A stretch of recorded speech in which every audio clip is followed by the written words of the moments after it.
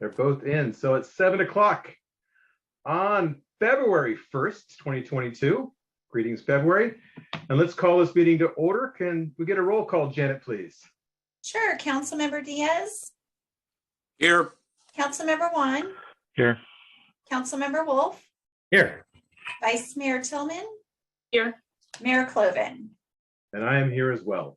How about going to item number 2, the meeting protocol video, Janet?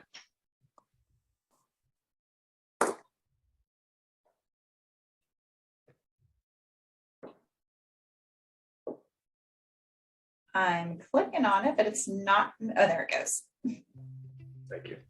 Due to COVID-19, this meeting will be conducted as a Zoom webinar pursuant to the provisions of the AB 361, which suspends certain requirements of the Brown Act. This meeting is also being webcast on the City of Clayton's website. The mayor will call upon its council, presenters, staff, and other speakers by name and ask that they speak clearly and state their names before giving comments or remarks. Persons participating via webcast and Zoom with their cameras enabled are reminded that their activities are visible to viewers. Members of the public participating by Zoom wishing to speak should use the raise hand feature or dial *9 and the mayor will call upon them at the appropriate time. Telephone attendees will be called upon by the last 4 digits of their phone number. It is requested that public speakers state their name, but providing such information is voluntary. Written public comments received by the Clayton City Clerk by 5 p.m. today will be entered into the record but will not be read out loud. If authors of the written correspondence would like to speak, they are free to do so and should raise their hand and the mayor will call upon them at the appropriate time. A roll call vote will be taken for all action items. The chat feature is not active. In order to get the full Zoom experience, please make sure your application is up to date.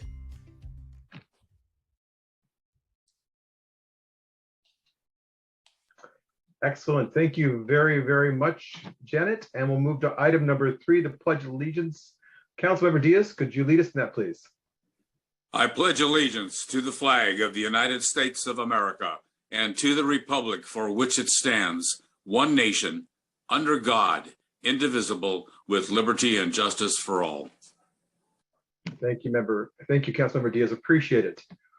Going on to item number 4, the consent calendar. Are there any items that any of my fellow council members would like to pull from the agenda? Any discussion thereof or questions? There are no questions from the council. We will send it to public comment, open this for a public comment. If there are any questions from the public regarding the consent calendar, we will go ahead and call your hand. You will have 3 minutes to state or talk about what would you like regarding those items on the calendar. Janet, are there any hands? I do not have any hands raised on this item. Excellent. With that, we'll close the consent calendar public comment, bring it back to the council. Are there any questions from the council members? Move to approve as written. Got it. First from Councilmember Wolf. Is there a second? Second. Got a second from Councilman or Vice Mayor Tillman. Janet, could you call the roll, please? Councilmember Diaz. Yes. Councilmember Juan. Aye. Councilmember Wolf. Yes. Vice Mayor Tillman. Yes. Mayor Cloven. Yes. With that, the consent calendar item number 4 is closed, and we'll move on to item number 5, which is recognitions and presentations, and we have none. We'll move on to item number 6 then, which is reports, and we'll start off with our city manager. Raina, you're on. Thank you, Mayor and members of the council. I have just a couple of items for this evening. The first is a brief update on the Clayton Cares program. Our webpage and the application materials have been updated on our website to reflect the actions that the council took to increase the grant amounts to $10,000 for both the household and the business grant programs. So those are there, although we've been processing applications for that. We now have all the materials updated.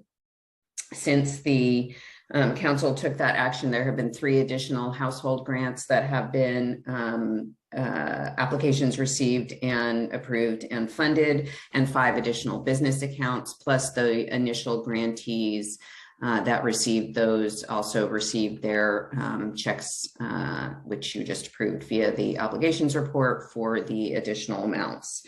And we'll be working on a door hanger or other material to distribute in the community so that we continue to get the word out about that program.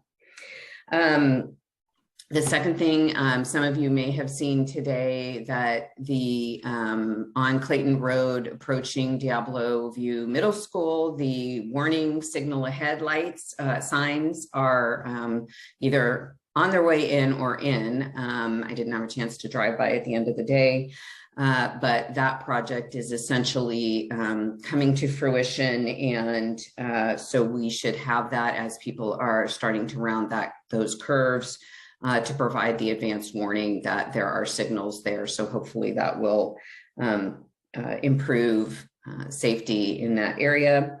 And then the last thing, the good news is that the COVID numbers in Contra Costa County are finally starting to come down. So we are starting to see a reduction, not only in the case numbers, but in the numbers of hospitalizations, which is really good news. The county's current mask mandate goes through February 15th. I would expect that next week, in advance of that, we'll get new guidance from the county health officer. For those of you who didn't see it, Dr. Farnatano, who was the prior health officer, retired at the end of the year. So the deputy health officer has stepped in. And so I'm hoping we'll get new guidance. City Hall remains open by appointment, and I'm looking to hopefully get the building open for drop-ins and more public, immediate public access, either the second or third week in February. So excited to be able to be moving in that direction finally. And those are the updates that I have this evening. Thank you very much, Raina. With that, we'll move on to item 6B, and again, we'll bring it to the council for their reports. And as much as you're able, please bring what you've done in community back, what and how it relates to Clayton specifically. And with that, Councilmember Diaz, would you like to go first? Thank you for the lecture. I had 3 things that were related to the city of Clayton. One, I attended the celebration of life for Clayton Perrick, longtime manager of Scipollini's Pizza in downtown. Clayton succumbed to pancreatic cancer, and I would say minimally there were a couple hundred people out that went on the 23rd to celebrate his life. What a very pleasant gentleman to work with and deal with. Used to see him on many occasions going over to the parlor, as well as during some of our events. On the 27th, attended 2 meetings. One, the East Bay Division meeting of the League of California Cities. That focused primarily on redistricting. And there was a gentleman by the name of Paul Mitchell that made the presentation, and it was rather in-depth and lengthy. After that, I attended the CBCA General Membership meeting, which had a reasonable amount of attendance with a presentation by the Clayton and Concord Pioneer. Finally, on the 28th, Friday, the East Bay Regional Communications System Authority, which I'm a representative for the Mayor's Conference of Contra Costa County, we had to have our meeting. We only meet quarterly, and we had to have that meeting in order to comply with whatever requirement is to do our meetings by Zoom. And finally, I've been had meetings with the city manager, the police chief, and local citizens. Thank you. Thank you, Councilmember Diaz. Councilmember Wolf, would you like to go next? Okay, I will. All right. I had emails and calls as usual. One interesting call this week was that there were some cows that were loose on the Black Diamond Trail. And so we were able to hopefully round those up. I wasn't actually there, but I did participate in getting the word out to the proper authorities that those cows were past the fence line and onto the Black Diamond Trail. Met with our city manager. I also met with you, Mayor, and I had a very nice meeting with Planning Commissioner Miller, which was great. Attended the Cal Cities Division meeting as Jim did, also the CBCA meeting as Jim did, and got this lovely plaque behind me here. From the state Senate. State Senator Glazer's office presented it to me on behalf of the state Senate for my term as mayor, which is very nice. Also, I've been invited to join an advisory panel on digital equity and the best practices for local governments with regard to the use of broadband technology. I don't know how that's going to relate to Clayton. So once I get a chance to meet with them on the first meeting, I'll report back to you and let you know how that goes. And then I celebrated my birthday yesterday, and that is my report. So thank you, Mayor. Happy belated birthday. Councilmember One, your report? Yeah, Vice Mayor Tillman and I met as part of the audit committee to review the draft audited financials for the fiscal year ending June 30, 2021. And then we got the regular required communications from the auditors. I think that will be coming back to the full council where we can talk about it at length. It's not on the agenda today, but in theory, it should be pretty soon. And I will just say that there's a long road ahead for that work, and it is a lot more involved, I think, than the folks here currently realize. So that is it. Nice tease. I'm looking forward to hearing more about it. Thank you. Vice Mayor Tillman. Thank you, Mayor. Let's see. I spoke to a couple of people regarding the Trails and Landscape Committee, of which now I'm sitting on, and we need to recruit people. I know that we had spoken about that briefly at the last meeting, and that went up yesterday on Nextdoor, and then today on Facebook. I also shared it on my page, and have been reaching out to people who had shared that that was a concern of theirs when I was running for the council. So I'm hoping that we can get, it's an 11 committee member, and we currently don't have any, because there were 3 that we were going to try to bring on tonight that we were hoping that we'd be able to continue on with them, but they are no longer able to serve. So now we currently have no members on the Trails and Landscape Committee, which means we need to recruit. So if anybody's listening and you have a passion for our trails and landscape and would like to volunteer your time, please do that. Currently, or in the past, there have been about 2 meetings per year. I think that we probably need to increase that so that we are meeting more often, especially since we'll be starting fresh with fresh eyes and new membership, so that we can, one, understand what the role is, and then actually dig into what needs to be done and how we can actually accomplish that in the next 12 months and going forward. So please help spread the word. We need at least, there were previously 5, so it'd be nice to get 5 people to commit, but if we can actually get it fully staffed, that'd be great to have 11 people that are willing to volunteer. So that's it on the TLC. And then, as Jeff said, we did meet yesterday as a budget and audit committee, and it wasn't, yes, you call it a tease, but not in a good way. Like there's some issues that we actually need to handle. So we'll speak more about that when we actually bring it back before the full council. What else? I attended briefly the CBCA meeting last Thursday. because it was my daughter's 18th birthday. So we had Benihana date. So I had to drop off and I wasn't able to hear the Pioneers presentation. I also met with Raina a couple of times as well.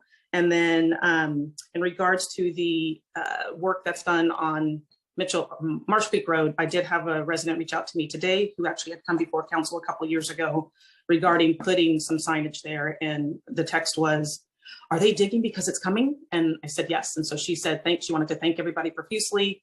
There were a lot of exclamation points. She's very pleased to see that happening because she hears all of the accidents that occur at that intersection when they do. So just wanted to let staff know that residents are appreciative. And then today was our first day of St. Bonaventure CYO track and field practice. I think many of you guys know that my husband and I run that. So if there are any athletes between 2nd and 8th grade who are interested in either field events or track events, please come out. The practices are Mondays, Tuesdays, and Thursdays at Newhall Park. And you can find more information on the St. Bonaventure website, or CYO website. And that is my report. Thank you, Vice Mayor Tillman, and I appreciate both yours and Council Members Juan's work on that committee for budget and audits. And I'm really looking forward to what you have to say and tackling that one that comes ahead of us. So thank you. I also attended the memorial service for Clayton Perry, and I really appreciated the community and the support that came out for him. It was a beautiful day and a great celebration, and it was just it was very Clayton, and it was awesome. I know he was appreciative of that. He was watching. I had a great conversation with current council member from Concord, Carlin Obringer. She is running for one of the soon-to-be vacant county supervisor seats. She's one of 5 candidates, and so far 3 of the 5 candidates have reached out to me to let me know about their positions and ask for my support. What's great is they're very specifically asking the question is, what can I do as a county supervisor for you in Clayton? And this is a great conversation to have. I'm not sure I've had that conversation with our current county supervisor directly because I'm pretty new, but in this position where we're talking to potential candidates and having those conversations, this is exactly what we're supposed to do as electeds, is have these conversations about how somebody like a county supervisor can help Clayton. I had some great conversations with our city manager and Vice Mayor Tillman, as well as Councilmember Wolf.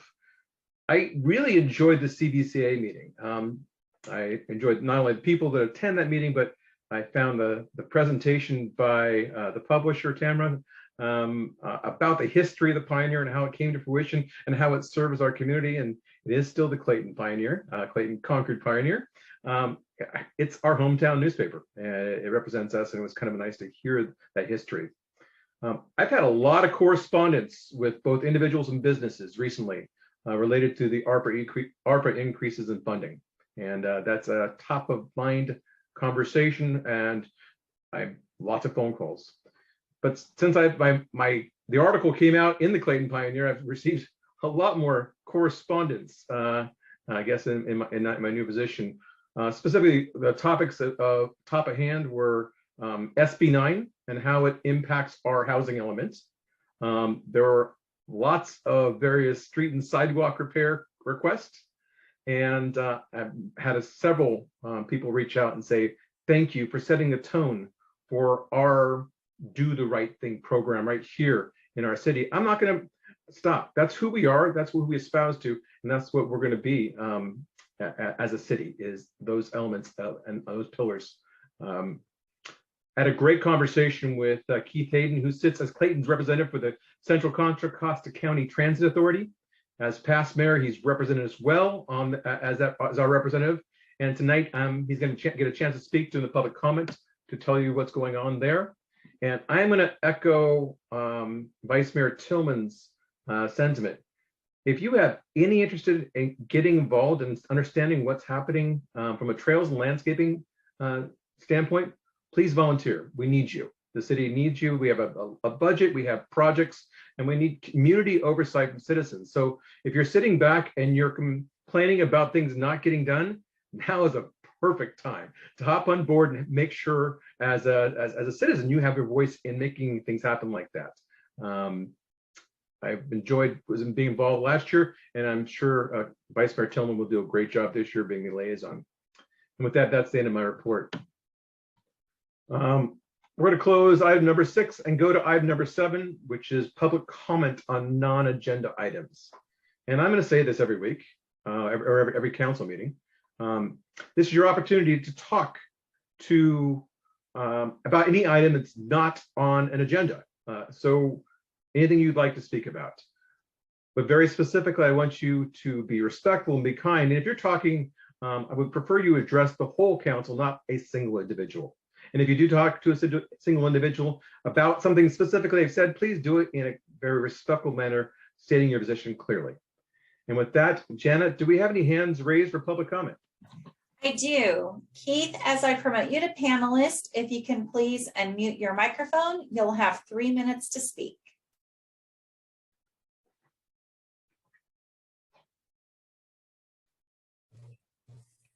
All right. Can you hear me here? I can hear you, Keith. Okay, very good. Thanks, Mayor and Council. I do want to address the City of Clayton and bring them up to speed on what we as the County Connection were able to accomplish last year, and then a request for another volunteer opportunity for our Clayton residents. This last year was pretty busy for County Connection. We continued to deal with the impacts of COVID, and we did have some shortage in staff issues, and it did impact some of our routes, but all of the routes that were necessary for the majority of our residents were maintained. Some of these schedules and intervals were a little longer than they used to be based on the lack of adequate drivers. But to ensure that we have a full complement of drivers, we are really increasing our efforts to recruit those new drivers. And one of the aspects that we wanted to do to be more competitive was to increase the starting salary for the drivers. So we did increase that to $26.15 an hour to be much more competitive with our other jurisdictions and districts who are also understaffed and trying to get more drivers so we can all meet the needs of those that do rely on the bus and paratransit. Good news is Route 10, the main route between Clayton and Concord-Bart has been maintained, and I always certainly put forth a real effort to make sure that we both maintain that during the week and also have it available on the weekend. And those schedules are staying right on track. We do still see some usage. We'd like to see that increased, but obviously people have to be more comfortable with the COVID situation before we're going to expect to see much of an increase in our ridership. We're working with the schools. As was indicated, there was some meetings with local mayors, and ours is one of them last year.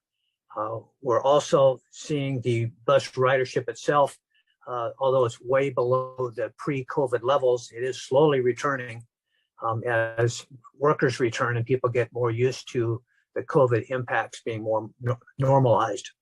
We are seeing an increase in paratransit services for that community, and we're right now conducting a real exciting trial, and that's one that's called the One Seat Ride Trial that we're working with other paratransit service operators in the vicinities so that we can try to schedule our pickups and do what we are trying to do, a user-friendly service that is continuous and does not require transfers en route, which slows down the user trying to get to their appointments, and it takes up a lot more time of their day. And that's been one complaint, that they would use the service if it was more efficient. And so this new service where we're trying to get one continuous transit operator conducting the entire transit through different jurisdictions looks like it's going to be a real positive impact and an improvement. I don't hear you. No, that's the 3 minutes are up. Thank you, Keith. I appreciate that. Well, I do have one request though for volunteers for the advisory committee. That's a very quick 3 minutes. Sorry about that. That we do have an advisory committee that advises the board of directors, and Clayton doesn't currently have a volunteer assigned and appointed by the council. So I do want to encourage people to look into that. It's a group that advises the board with issues that deal with riders and they sometimes bring up issues that we're unaware of. So it's real helpful if we have that input. Thanks, Peter. Thank you, Keith. Appreciate it. Let's get something out on the city webpage if that's is something that's desired. Volunteer to that effect. If you can give us a little more detail so we can put that out there, that'd be awesome. Janet, are there any more hands for public comment? There is. Rich, as I promote you to panelist, if you can please unmute your microphone, you'll have 3 minutes to speak.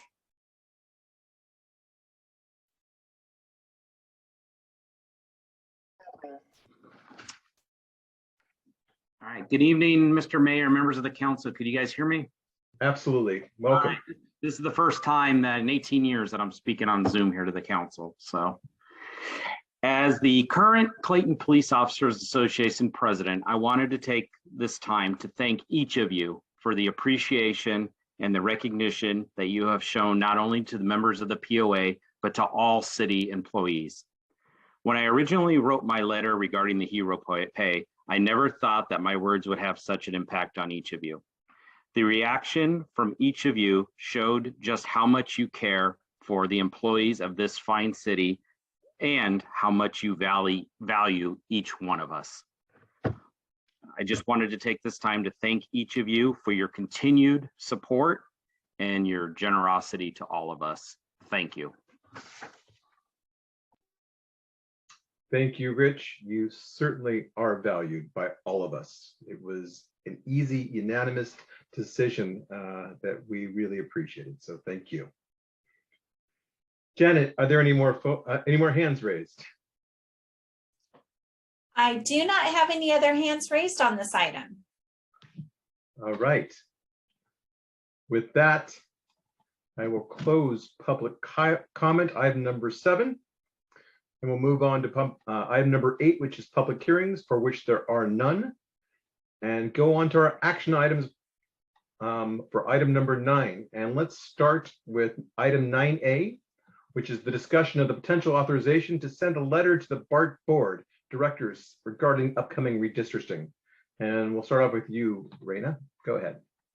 Thank you. Just a brief comment. This was an item that was requested at the last city council meeting as BART is undergoing a redistricting process that is coming to near the end of its process. And so the board will be taking action in the next month or two.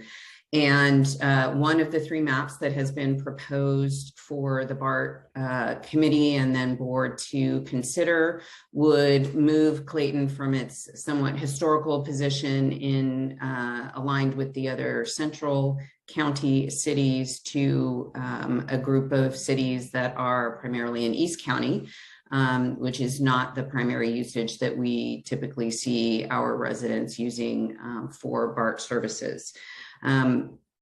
There was some information in your packet regarding the BART process, et cetera. And then under separate cover, I sent a draft letter for the council's consideration. That's also been posted to the website for public review, just as a starting point on the topic of potential commentary to the BART board. And with that, I will turn it back over to you, Mayor, for your conversation with the council. Excellent. And at this point, I know that, well, are there any questions that the city council members may have about this particular item?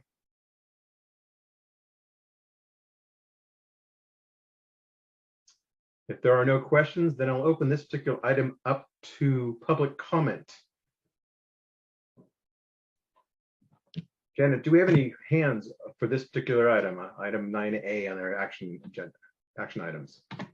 I do not have any hands raised on this item. Excellent. And with that, I will close public comment on item 9A and bring it back to discussion amongst our council members. I know that for me personally, when I heard about the possibility of being redistricted into the East County, I had a reaction relative to who we are and who we've been historically and how we've been represented in Central Costa County and how we use our stations.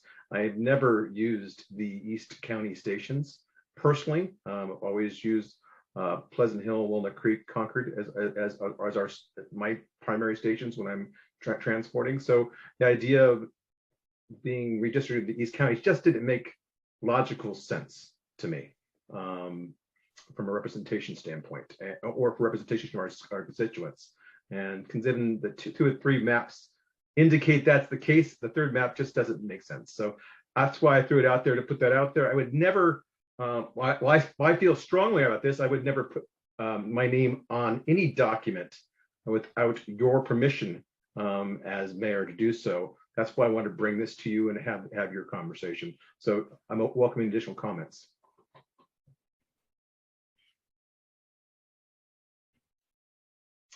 Councilmember Wolf. Well, I'm very much in support of this. I find this whole third map to be a political witch hunt at best. I think that it's important that we stand up and put our voice in the ring. My concern is that the meeting is, I think the last meeting is tomorrow. And so the effectiveness is the only thing that I would question, but I certainly would like to get something on record stating our position. And I agree with you.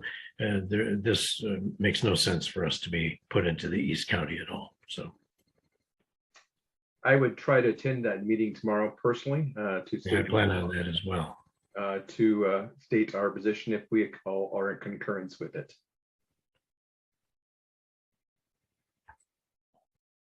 Any other comments on this item? Or are we on questions or comments?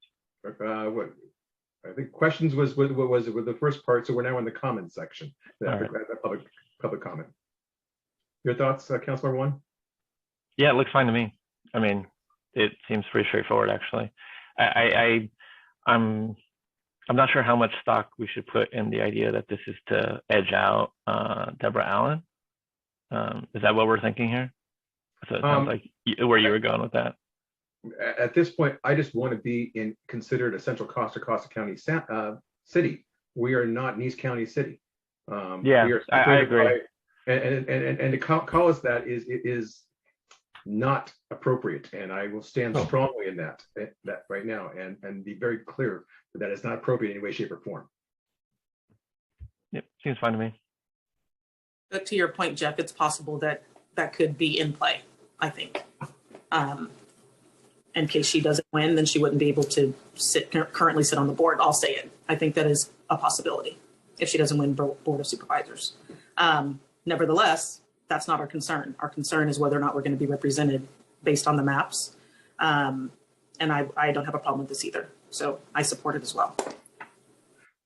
So is there a vote necessary, Reina or Mala, with regard to approval? Then I would entertain a motion to approve the letter as written. And with that, I could, I'll first entertain a motion to approve the letter as written.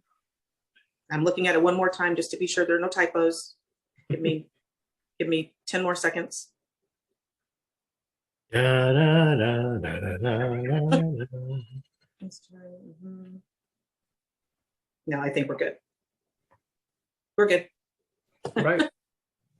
I'll make a motion to approve the letter. I'll second that expedited process. Yeah. All right. Dana, can you call the roll, please? Councilmember Diaz, Yes. Councilmember Juan, Aye. Councilmember Wolf, Yes. Vice Mayor Tillman, Aye. Mayor Cloven. Yes. And with that, I will make sure it gets delivered tomorrow, and I will be present at the board meeting that's tomorrow night to state our sentiments accordingly. And with that, item 9A is closed, and we will be going to item 9B, which is a discussion of the 10-year general fund forecast. And with that, Reina, I will let you go. Go for it. Thank you. Am I unmuted? I am unmuted. Boy, I'll tell you, you'd think 2 years in and we would be able to do that without thinking twice, but okay. Can everyone see the PowerPoint slide? Yes. Thank you. Okay. So Good evening. I am both slightly delighted and slightly concerned to present a 10-year general fund forecast for your consideration this evening. You have the forecast and the historical look back that were in your council packet.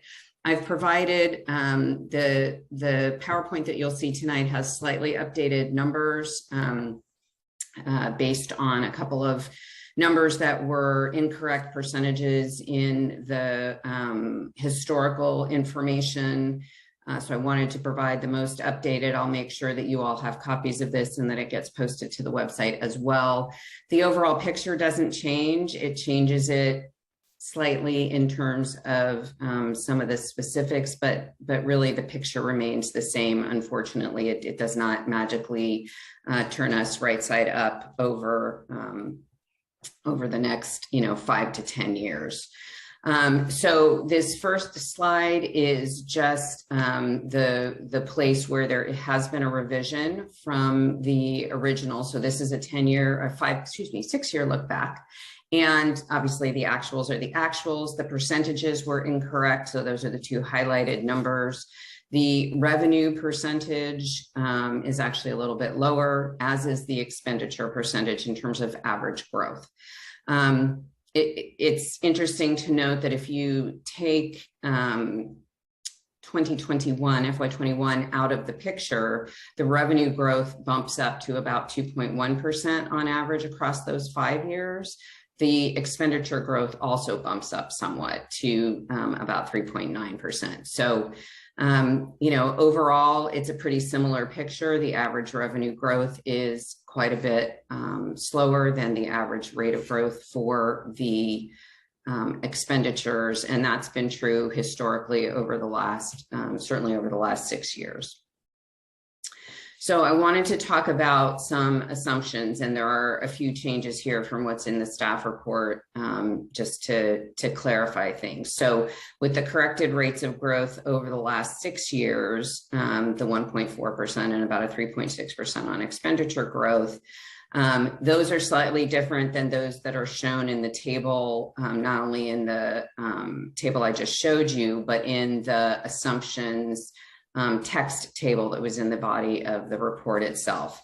The 1.4% revenue growth on average, even 2%, is a little less optimistic than I was originally thinking would go into the forecast, but I don't think upon looking at the numbers, I don't think that's reasonable. The 3.6% expenditure growth is a little bit lower based on our historical average of about than I had put in the report, which was at about a 4%. So, there's a little bit of additional positive news in there, but those are the assumptions that you'll see in the actual table that I'll show you in a moment. To give you a sense of scale, for every approximate 1% change in either expenditures or revenues, it's about a $50,000 change. So when you start talking about numbers, that's the overall scale or sensitivity of it. A couple of other nuances to this. Post redevelopment, cities have received, in addition to the funds to pay their recognized obligations, we've received administrative funds to administer the program, et cetera. The city has been receiving about $250,000 a year. Beginning next year, we believe that will drop to $200,000. And then in FY27, the first year under which we will not have recognized obligations, we will no longer receive any administrative funding. That, because it's a single point of reduced revenues, has been put into the forecast, because I think it's it's a big enough change for us that we need to note that.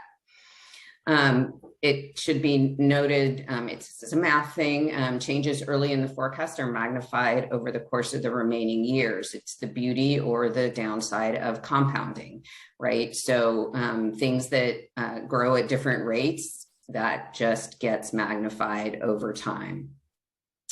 Financial projection is as much an art as a science, and it's quite common for projections to vary by several percentage points. In fact, if you can get that close to a projection, that's that's quite a feat in the projection world, especially when you're looking at a period over 5 to 10 years. So this is a picture of a potential look at what this how this might flow over the next 5 to 10 years. It's certainly not a prescription of how it's going to flow. And then the final piece before we start to look at the numbers is really there's likely to be more volatility in expenditures than revenue. So our revenue growth, because we're primarily property tax based, is pretty slow and steady. Sales tax is a little more volatile.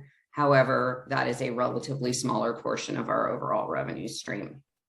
Things that can increase volatility in expenditures include inflation, which we are starting to see quite a bit more of right now.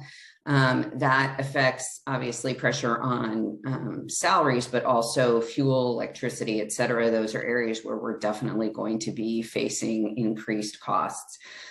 Drought is an issue in our area, as you're all well aware. That could increase water costs. Obviously, water conservation is going to be important for us, and that may mean potentially investing in capital expenditures to reduce our water usage, to increase our water efficiency. But drought can play, likely, given all of our green space, some role in our costs over time. And then finally, our favorite entity to burden with our concerns about costs is CalPERS.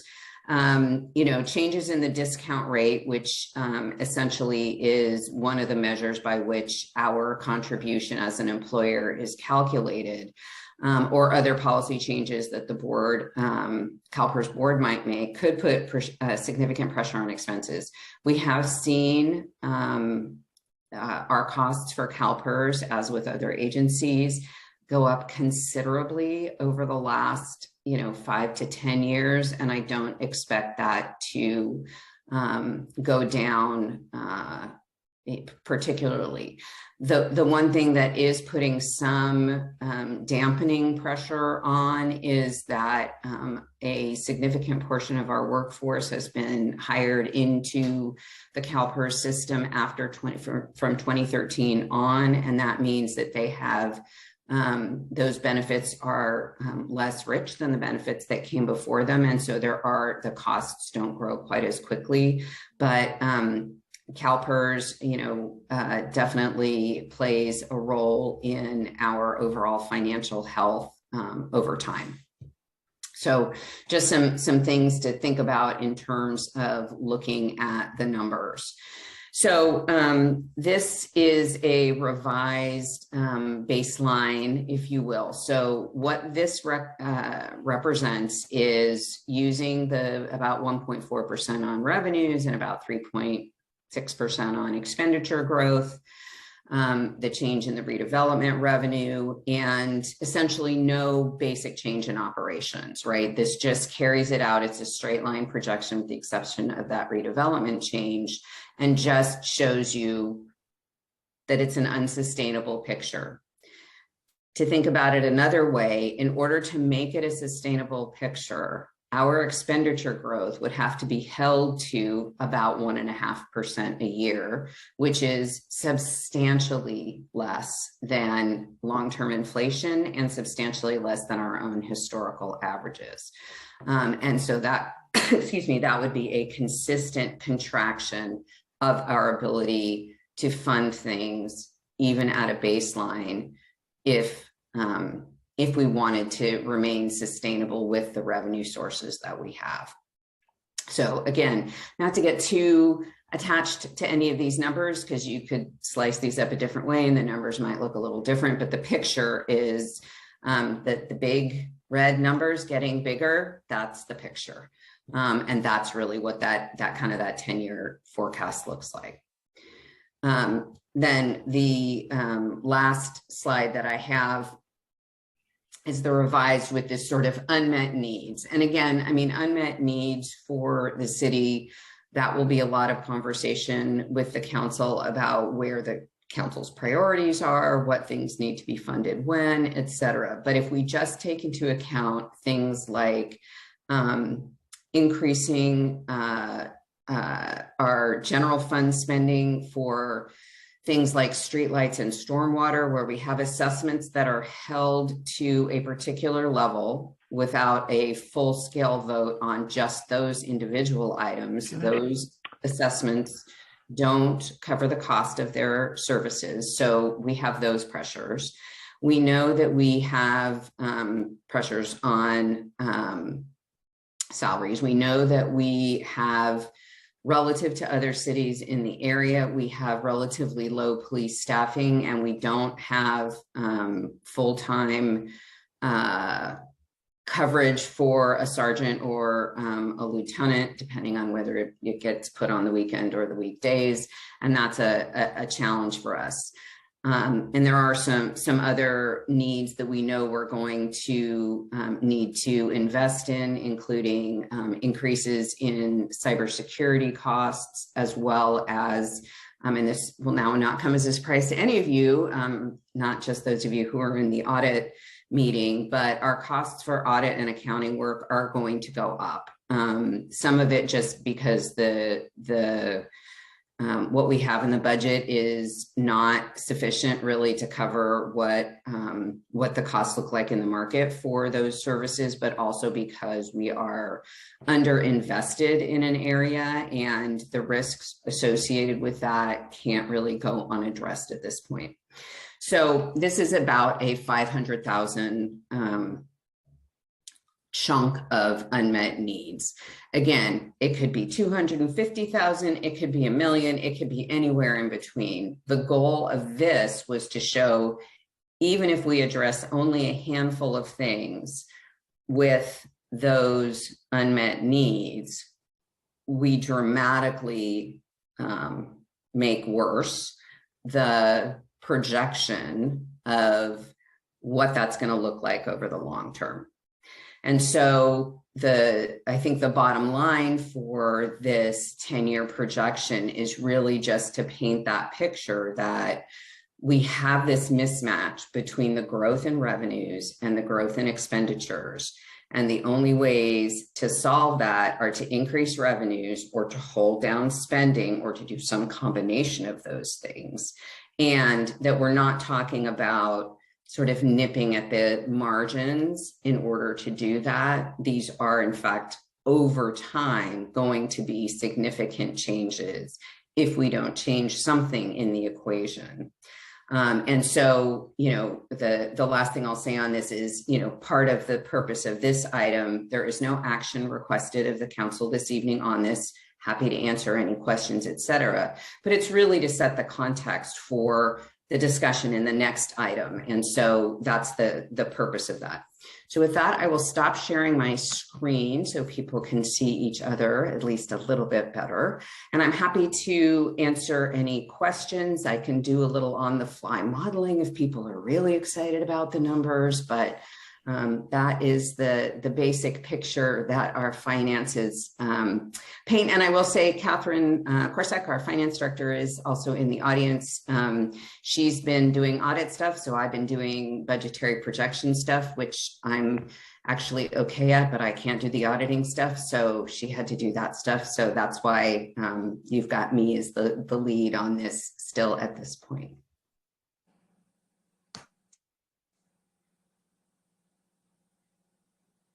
Councilmember Diaz, you have your hand raised. Go ahead. Yeah, I first want to compliment the staff and Raina in particular for finally moving forward with a forecast. These numbers paint a very dire situation for the city, which I know we're going to address in another item. But first of all, we needed to have somewhat of a roadmap as to what the situation is, and we are finally seeing it. And I think it's very serious, complicated, and something that we have sort of felt that this was the offing that was in front of us, and hopefully we'll be able to move forward with a good plan to address it. Thank you. I just want to ask a quick question. I mean, first of all, first to make a statement, I really appreciate seeing this the way you've presented it. It's pretty black and white about what we're seeing and how it impacts us and how quickly we're coming to this crux in 2023. We're going to be in the red. I mean, it's all your spreadsheets say that. So my question is maybe difficult to answer. Why are we just seeing this now? Wasn't this something we could have seen 4 years ago, 3 years ago, or is this something I'm just kind of curious why is it now? I'm just don't know. Can I add some context to that? Please, I appreciate it. So we've projected negative fund balance for the special revenue funds for at least the last 4 years. Mhm. It's been an item that's been called out every single budget cycle saying that we need to do something. I think we've also made mention of the lack of increases in revenue, primarily property tax revenue, and our demand pressure on expense. Every year when we renegotiate wages or salary scales for city staff, this item essentially comes up because we know that it's unsustainable in the growth that we've been doing. And so that's just the background as to why it hasn't come to a head. I think it's because it's a difficult situation that people would rather avoid. Councilor, I appreciate your answering the question, and I kind of knew that was the answer, but it was important to hear that for the citizens who are listening to this. I mean, it's kind of up to us as the current city council to kind of look at this right now, given the timing this year in 2022, what's happening in November. And so again, having the background gives us the context about how we're going to talk about the future. So thank you. I have a question. It looks like we've separated the special fund revenue deficits into, what did we call it? Hold on, let me pull it up. The unmet needs piece. Unmet needs piece. But isn't that essentially baked in? Why wouldn't we include those amounts in the table 2 baseline projection? What was the rationale for that? So there are there is the possibility that we could attempt to solve the special revenue fund shortfalls by taking individual action in those funds, although those are not good options because of the way that the vote structures work out for those. For example, on the streetlight fund, it requires us to reestablish the entire thing. We can't, if we vote the marginal change and it goes down, the whole thing goes away, as opposed to just the margin going away. So there are some reasons for that. I think you could very well include those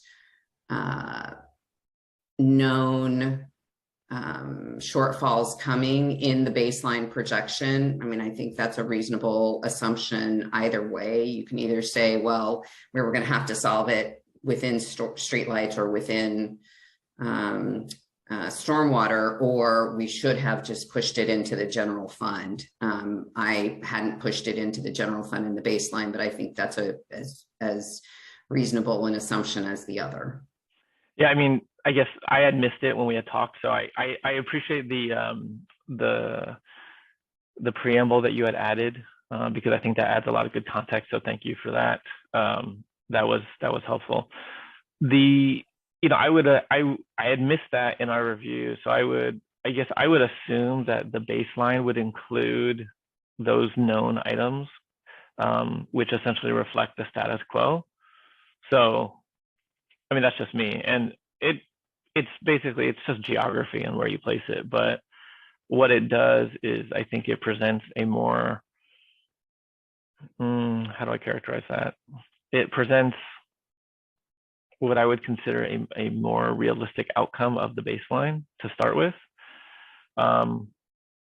It's not inaccurate, I guess, but it just helps. I think it helps contextualize, especially when we're talking about the changes or the actions that are needed are not minor. And I think it makes that point a little bit more clearly. So just comment.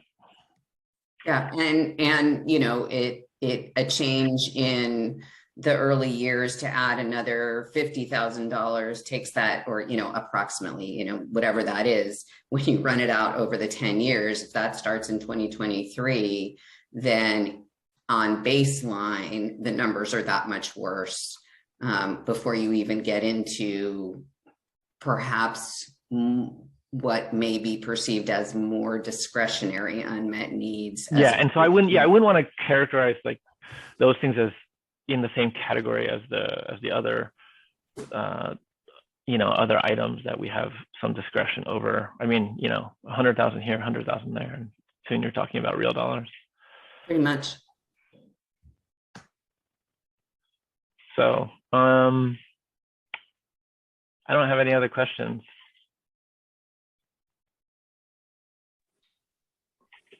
This item is But I concur that I would rather show the more realistic picture, as dire as it is, because it is, so that when we do discuss item 9C and potential plans for later on in the year, people understand why it's necessary.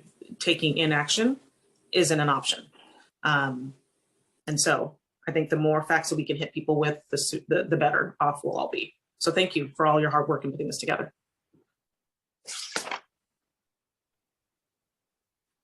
Can we talk about the unmet needs a little bit? Because that's on this item. So I think it's appropriate here to talk about that component of this projection. I will just say, you know, in the course of discussing some of the results of the audit, you know, one of the things that came up was, I don't know, is it bad to say that our IT security is a little insufficient, I would say. And so that was a recommendation from our auditor, our ITGC, essentially. IT general controls were inadequate. And without getting into a lot of details around that, IT controls are expensive. And without them, I think we're at pretty significant risk of just running from soup to nuts, essentially not knowing what is going on is probably the most benign risk. And then having all of our money stolen is probably the most catastrophic risk. So all of those things, the whole range of things that fit in between those or the chance of those occurring increases if we do not have sufficient IT controls. And I think, what did we say here? Improve cybersecurity and IT support, $50,000.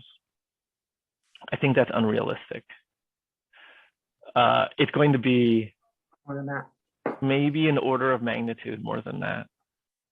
So I would be surprised, or I would not be surprised if it were. And so the dollars that we're talking about are not small. You can't spend 10 or 20,000. If it was 10 or $20,000 here or there, I think we can shake the couch cushions a little bit. But in this case, it's hard to understate the severity of the shortfall that we have built up, which I would consider technical debt that we need to dig our way out of. So that's all. I don't want to paint too negative of a picture, but I don't think I can. So it's pretty severe, I would say. So there, that's it. That's the limit of my comment. Thanks.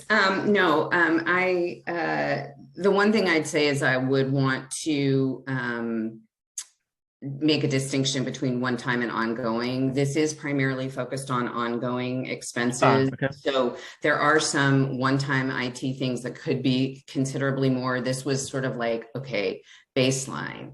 And what we do have in terms of, sort of IT operations and security is acceptable, it needs to be better. And so it's like, okay, we need to do a better job. We've already shored up some things, as we have talked about, related to banking, et cetera. So I think there will be a lot more conversation about this. Certainly when we have the audit presentation, we'll talk about it more. But I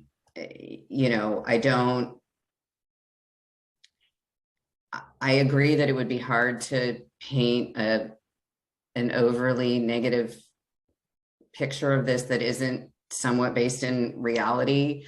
The other thing is that, we are, creative, resourceful, et cetera. And while this has been coming for a while, it hasn't come yet. And so I also don't want to chicken little, the sky is falling as we start to talk about this. So that's where the sort of, I think, balancing needs to come in as we look at those numbers. But, the cybersecurity, what we're seeing is, us and every other jurisdiction are really needing to scrub that for improvements.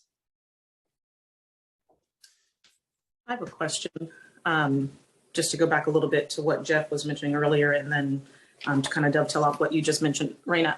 So given that this has kind of been forecasted and known that it was coming, what were some of the discussions about how to resolve it? I know that we're talking about item 9C in a minute, and I won't go into that now, but were there other options over the last, I think you said it was 4 years that you guys had brought it up each time? Were there other items or not items, but resolutions that people have presented as options? And for me? Right, you, CW, Jim, anybody that was serving on the council within these last 4 years. 2 for you guys, 3 now, almost 4. Or even Jim, if it was earlier than that.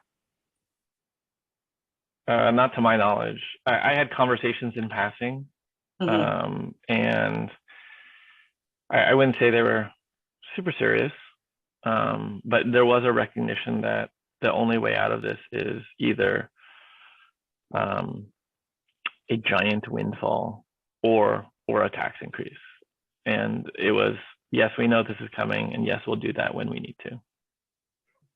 That was about the waiting to do it instead of doing it earlier. And so here we are. And yeah, I mean, there's a recognition of there's a recognition that, everyone hates taxes. Taxes are terrible. And so it's a hard sell when you say, well, we need to raise taxes now because in 6 years, something is going to happen. That's a lot less persuasive, I think, than next year something will happen. And that's a decision.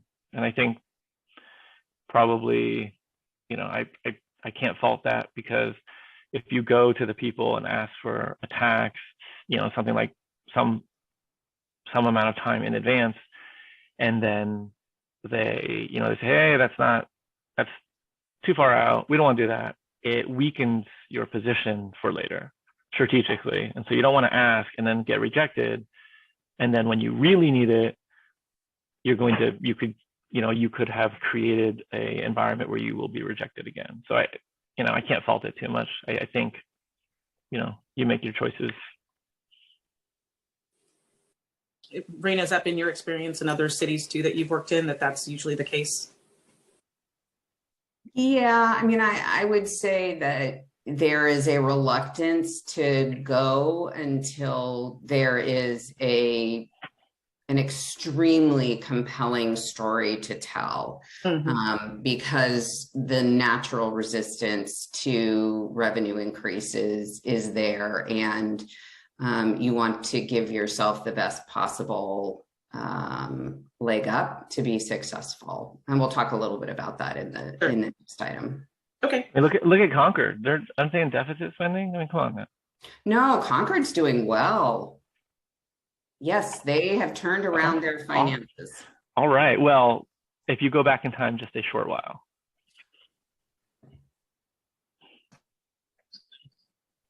All right, let's bring it back. There's really no, it's just a discussion only. There's no recommendation or anything else.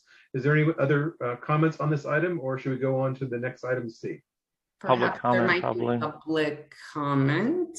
Thank Okay. you, Councilmember Wong. This is time to open up for public comment. If there are anybody in the public who'd like to speak on this particular item, the 10-year general fund forecast, and then the tables that have been presented by city manager, please raise your hand. I Janet? do not have any hands raised on this item. And with that, public comment on item 9A has been closed. Bring it back to the council, and if there's nothing else, 9B. or 9B, thank you. Bring it back to city council. Are there any comments on this item? With that, item 9B is closed, and we'll move on to action item 9C, which is the revenue options and potential revenue measures and next steps. And Raina, it's back in your court. Great, thank you, Mayor and Council.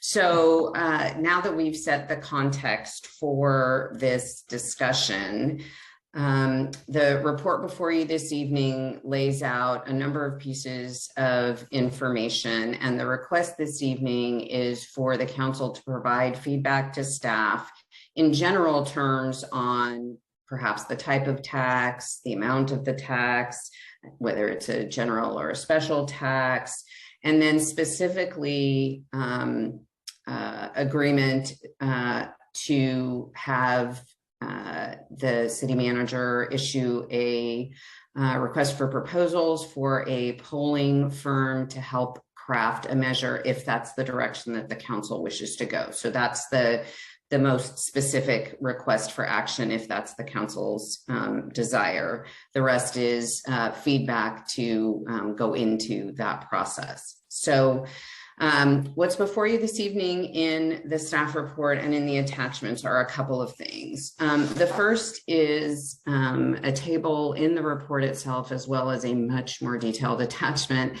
about what it takes to put a measure on the ballot. And the highlights of council action dates and kind of critical dates are shown in the staff report, the first date of which is in June of this year.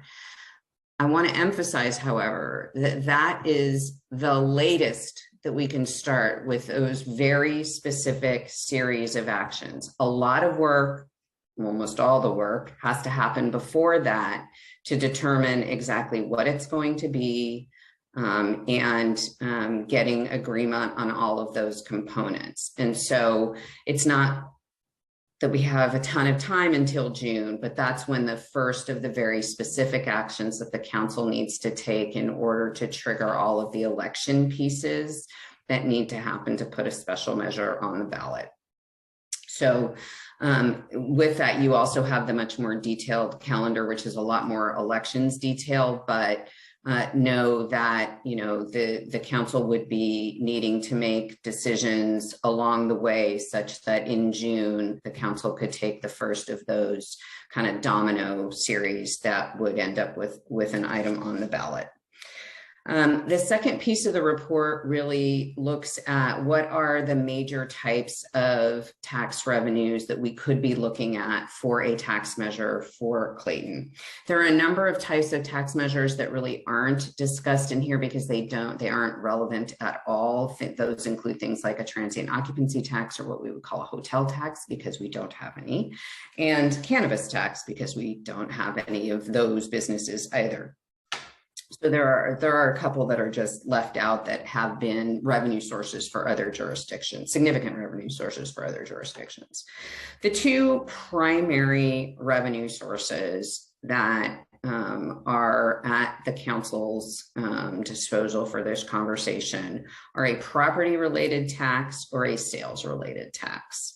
I'm going to start with the sales-related tax, in the report, you can see what all the local sales tax rates are for the cities in the county. Clayton does not have a local sales tax of any sort that is ours, that has been added on to what is the statewide rate, as well as that for Contra Costa County, et cetera. The distinction in the report that's drawn, if the council were to move forward with a tax related to sales, it would technically be a transaction and use tax, or a TUT. I don't know, I've never called it a TUT, but that is the acronym. And the difference between a transactions and use tax and a sales tax really has to do with what happens with large personal property, valuable personal property like cars and boats. And that is for the increment that would be Clayton's, that increment occurs for sales, even though the sale occurs in another jurisdiction. So you buy a car in Walnut Creek, Concord, anywhere else, that they get all the sales tax from the sale. But because the vehicle would be registered and live in Clayton, that increment would come to Clayton for that sale. So there's an interesting byproduct. So when you take a look at, our approximately $500,000 for sales tax revenue that we get now off of the 1% share that we get, you'd think, okay, well, a half cent would be half of that. And a half cent is actually more than half of that because of this idiosyncrasy around high value personal property and the portion that our tax portion would come on those vehicles that would be registered here, even though they're sold somewhere else. So that's just a little, like, if you looked at the math and you thought, okay, I know how to divide by 2 and that doesn't work, that's the reason for that. So that's the piece on sales tax. It is a faster growing and more volatile source. So it has some upsides and some downsides, and it is, our total sales tax revenue right now is right around $500,000 a year. So it is, but is by far not our largest source of revenue. The other major source of revenue or tax opportunity is in a property related tax. So everybody pays property tax, right? We pay the base portion of the property tax. And then Clayton and elsewhere, there are a variety of special assessments that people pay as well. You pay a portion for usually a school district bond, and you pay for maybe a water district project that got done some time ago. And in our case, you pay into our landscape maintenance district, et cetera. Those assessment revenues are typically tied to a narrow purpose. It's a specific tax for a specific benefit that gets used for a specific purpose. So we have those assessment districts now. The property tax conversation about if we were going to look at a property tax as a mechanism to raise funds more broadly would be either based on property value or just a flat parcel tax that could be put in place. So we have about 4,000 residential parcels, not a lot. We have about 60 commercial parcels. A flat parcel tax of $400 a year would generate 1.6 million in very round terms, in terms of revenues for the city. A parcel tax can be done on, even a flat parcel tax can be levied for either as a general tax or a special tax. General tax is just what it sounds like. We can use it for any general government purpose. A special tax would be something like, a little bit like our landscape maintenance district, but also like a public safety tax, for example. So you could do a parcel tax for a particular purpose, say public safety. And if it's taken to the voters that way, A, it can only be used for that purpose, and B, it requires a higher vote threshold. So that requires a 2/3 majority, whereas a general tax requires a simple majority, so 50% plus 1. Those are the primary differences between a general and a special tax. Some entities have felt that a special tax is more sellable to their community, and so they want to go down that route, and it's worth it because they believe they can get the vote threshold if it's targeted at a specific purpose. Others have felt that the general revenue is better because the threshold is lower, and it can be used for any purpose. So those are the primary revenue sources that are at the council's option. There are a couple more that are listed that we either don't have a lot of information on what it would generate for us or probably wouldn't generate a significant amount. One of them is a utility user tax. So that is used as, it's a percentage, usually a lot of agencies are at 7% or 8% on utilities. What entities have, what jurisdictions have seen of late is that a lot of things like what used to be for phone service and cable service, et cetera, with the advent of more use of internet, streaming services, et cetera, that has not been a growing revenue source. It's been a flat or declining revenue source. And so we don't have a good estimate of what that would bring in, and it is a changing universe in terms of what that kind of tax might bring in. The last item I'll mention is a number of jurisdictions in the Bay Area have implemented a vacancy tax. It is potentially a revenue raising measure. It is also a mechanism to try to incentivize property owners not keeping their properties vacant, typically commercial properties. So, you know, we don't have a lot of commercial property. So again, it's not going to likely be a significant revenue generator, but it is something that, you know, San Francisco has just implemented, Richmond is looking at, and a couple of others. So with that, oh, and then the last thing I'll say is, so there are a number of jurisdictions around us. Most of them have individual jurisdictional sales tax measures, not a lot of parcel tax measures that have gone through. Almost all of them have used a polling firm, and many of them as well a communications firm to help develop communication materials. As I mentioned in the staff report, and I know Mala will shake her head vigorously for this, public dollars can only be used to inform or educate. They cannot be used to advocate, campaign, or any of those other things that sound like advocating or campaigning. So it doesn't mean that the power of information isn't incredibly important, and it's important to be able to explain what it is we're doing.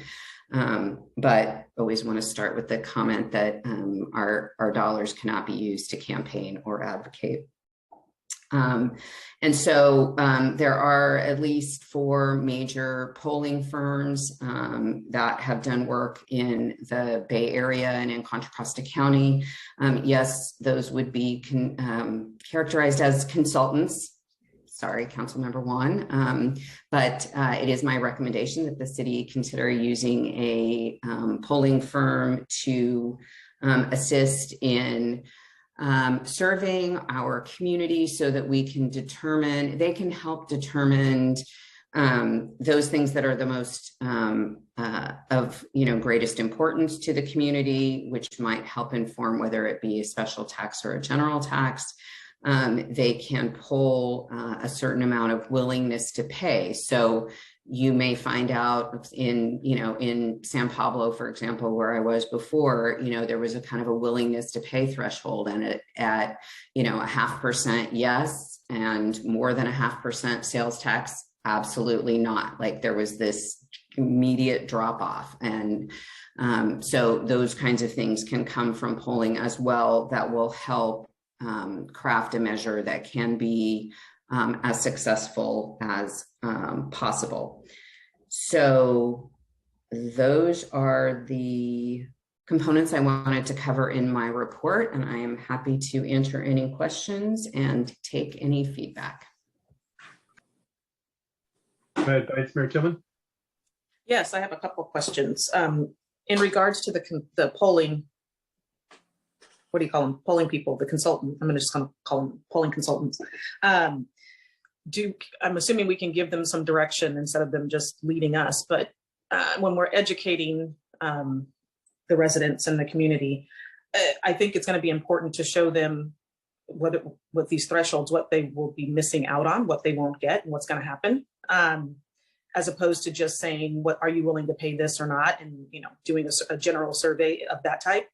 I would really caution us to be sure that we really show how dire it will be if we don't. And so I'm all about making sure that we be as crystal clear as we can to say, if we don't do X, Y is going to happen, so that if they choose that route, they're not surprised later on and blaming anyone on why funding for whatever particular pet project they have didn't happen.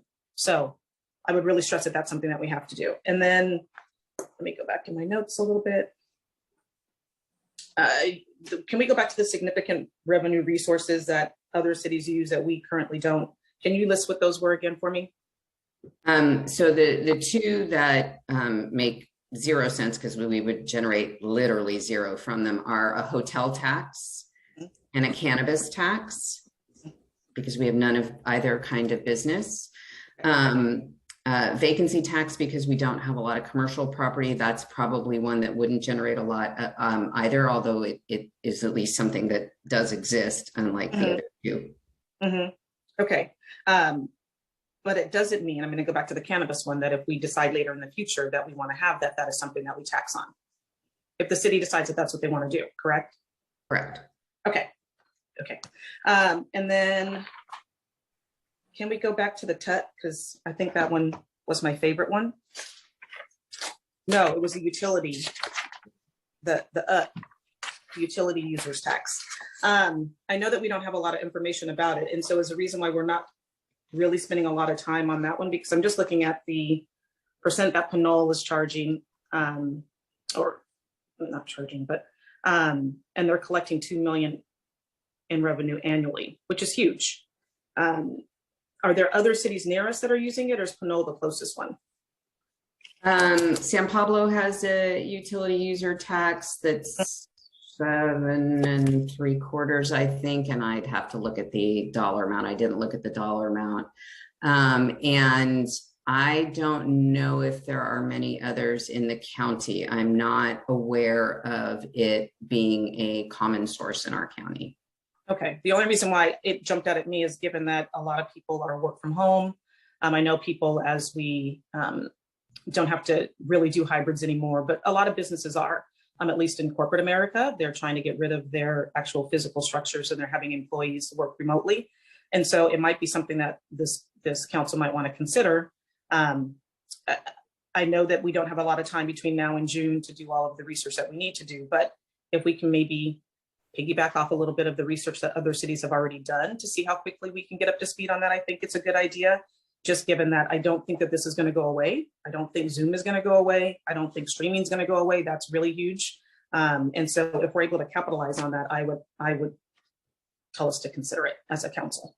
UUT does not apply to streaming services. So there are have expanded their UUTs to tax internet streaming and video teleconferencing services. That's what it says on page 6. If I said that, I do not believe that that is true. I will come back, and if that is true, I will come right back on it. But my memory is that there are some real restrictions on what a UUT can be charged on. So okay, yeah, it does. Back on that. It says that they have expanded them. Yeah, and I don't think that's right. Okay, all right, then I'll forget about the UUT. I'll go back. No, I'll think about it. Yes, please. I am, but if you can confirm, that'd be great. And then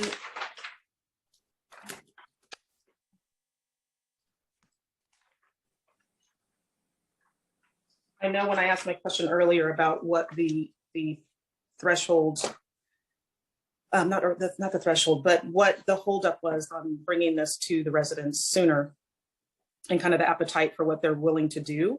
I would want to push the envelope a little bit. And I know that residents, and no one likes to pay taxes, right? But instead of us doing the bare minimum, I really would like us to see, I don't want it to be a 5-year Band-Aid. I think we really have to look out the calendar and go out at least 10 years to ensure that we're really doing the best for our city, and ensuring that not only are these unmet needs that we talked about in 9B being met, but really getting our salaries for staff where they should be so that they're competitive. All of the things that we've talked about in our goal setting last year and the things that we talked about in meetings since then, I think that we really have to be educate everybody as much as we can on what they'll be missing out on. I can't harp on that enough, because doing status quo or even a little bit over that isn't an option anymore. And I'll let somebody else speak and give somebody else a pulpit. Thanks, Mayor. Councilmember Diaz. Two quick questions. Consultant, how much and how quickly can they turn it around? How quickly they can turn it around is typically, I would say, a couple of months. So it's none too soon to get started. The polling, for example, that I think we did for San Pablo that took a renewal for the November 2020 election, I want to say was maybe 30,000-ish.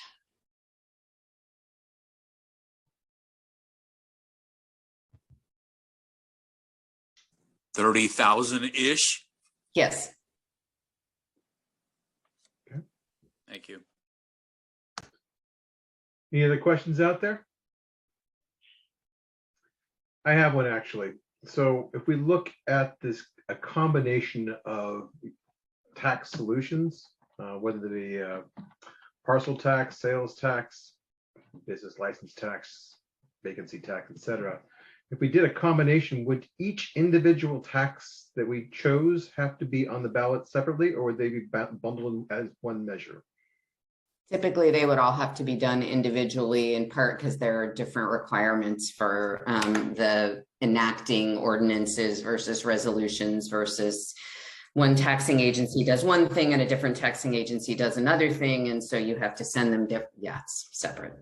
And that was my understanding as well. That's why I asked the question. So as we start considering how it's presented, it makes a difference as well to our citizens if we're presenting 1, 2, and 3, or just one thing that would go on the ballot. So we just got to be cognizant of what that looks like as we present our solution to our challenges. Yes, simple is better, because each one has its nuances, and so you amplify the complexity if you're talking about different types of revenue sources. Any other questions from the council members?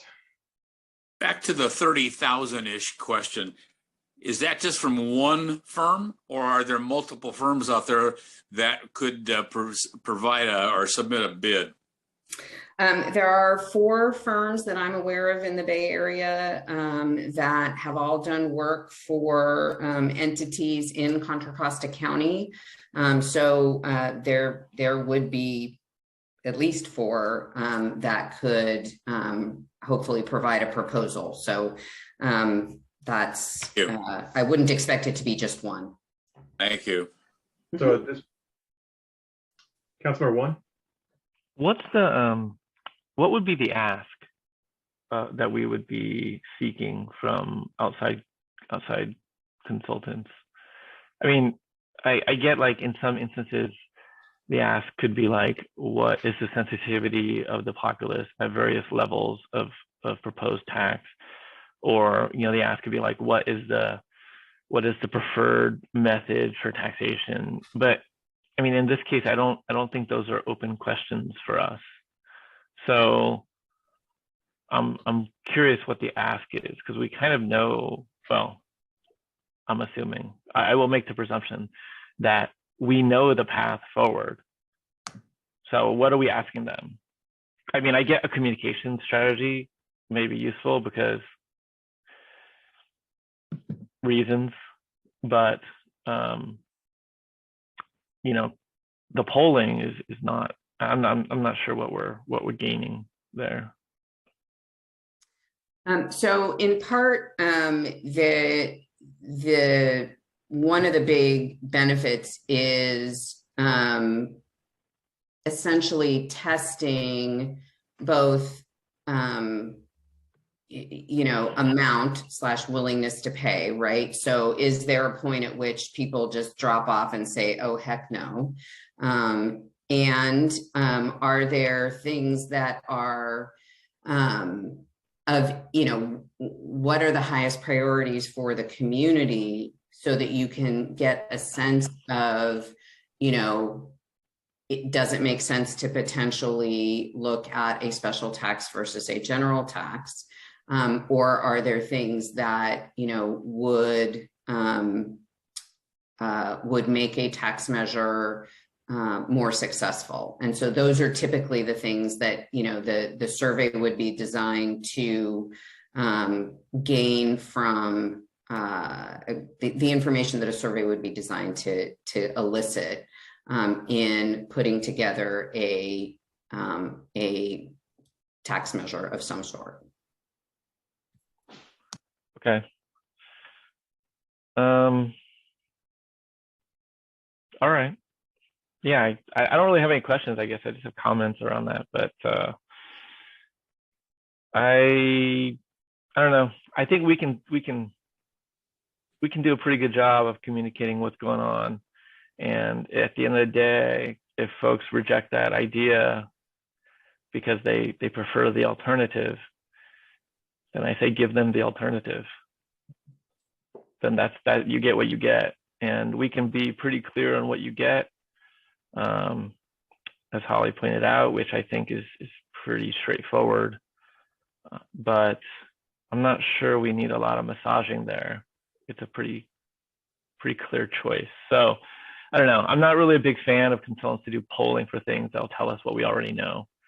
If we want to help get assistance in crafting messaging or outreach, which is a skill that we don't retain in-house generally for that type of work, then that seems more appropriate.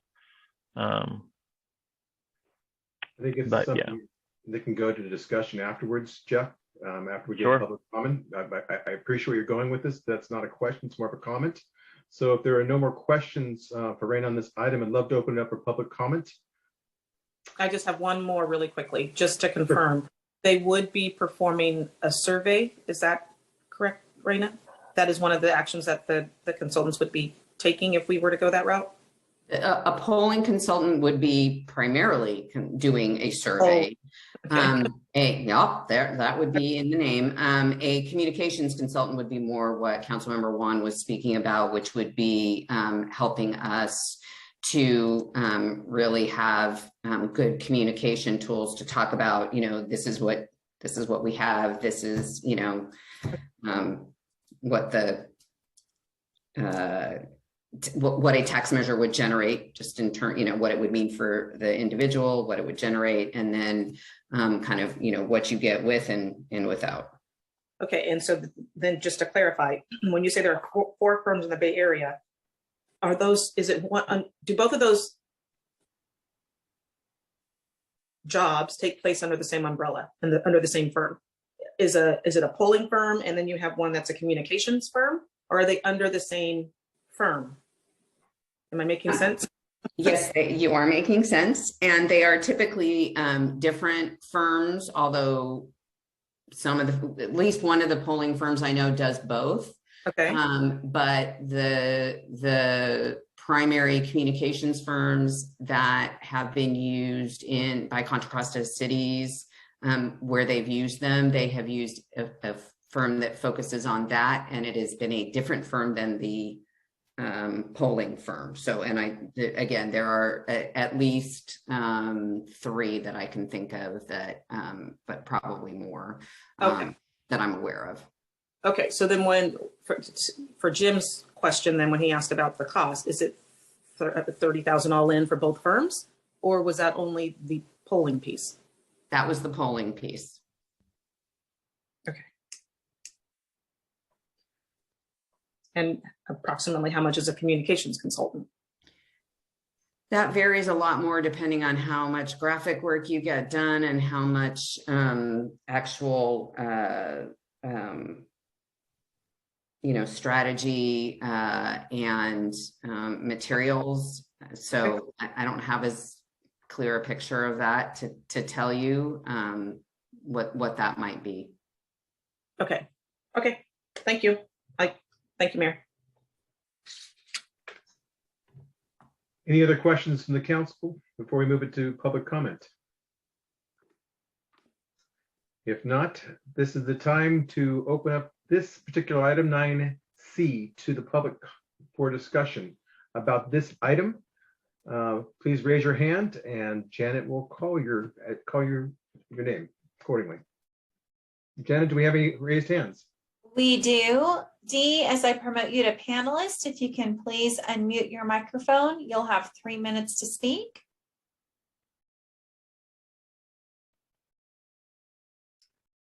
Good evening, Council. How are you? Doing well, Dee. Welcome.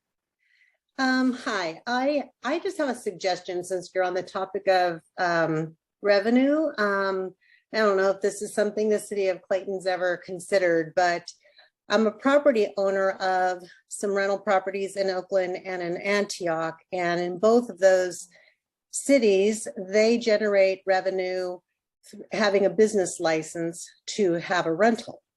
And in Oakland, they base it on your prior annual income. And then in Antioch, I think they do it by the size of your property, because I haven't had to pay, my business license doesn't fluctuate year to year in Antioch, but it does fluctuate in Oakland depending on how much income I made the year prior.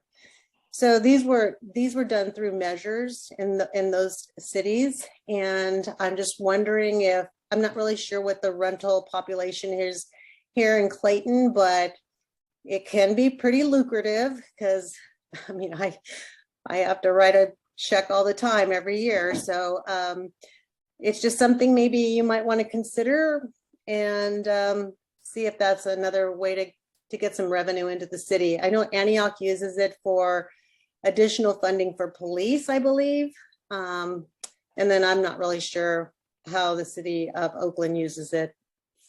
But anyway, just a suggestion. Thank you. Thank you, Dee. Appreciate the suggestion.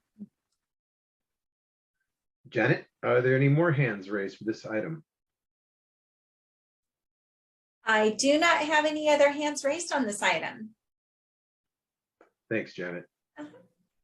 And with that, we will close public comment on this item 9C and bring it back to the council for discussion. Councilmember Wolf. Yes, I've been kind of holding this until comment period. For me, I tend to agree with Councilmember Juan on this, in that getting the message out to Clayton, to our Claytonian citizens, is the most important thing. I think we already know there is no alternative. And that's the thing we have to make our citizens understand. There is no alternative. So when it comes to a tax measure, I would keep it simple, stupid. Okay. I would look to a property tax and a sales tax, giving us the best opportunity to get as much revenue as we possibly can in the simplest form so people can understand it. And so if we could spend the money, if we have to spend the money on communications to get, that's from my background, that would be the place that I want to go with it. But again, as far as this goes, Claytonians have to understand there is no plan B. We have to do something. Otherwise, I mean, just take a look at all the red that is on the page. So that's my comment for now. Thank you, Councilmember Wolf. Yes, Councilmember Diaz. I support what all been said here, and I agree. I don't see at this point value in polling. The facts are what the facts are, and I agree that property tax is probably the way to go. That will generate, I believe, according to what we've seen, the most over the longer period of time, and may want to consider an additional special tax. I don't know what that would be, but those are my thoughts. Thank you. Thanks, Councilor Diaz. Can I just add on real quick as far as the difference between the general tax and the special tax? I think giving us the best opportunity would be a general tax with a 50+1. Give us the best shot at actually getting what we need. So that's another comment from me. So I know that I've been considering this for quite a while, and the reason why I asked the question previously about do we bundle all the taxes or go one item at a time was for simplicity. Keep it simple. Stupid is a great principle.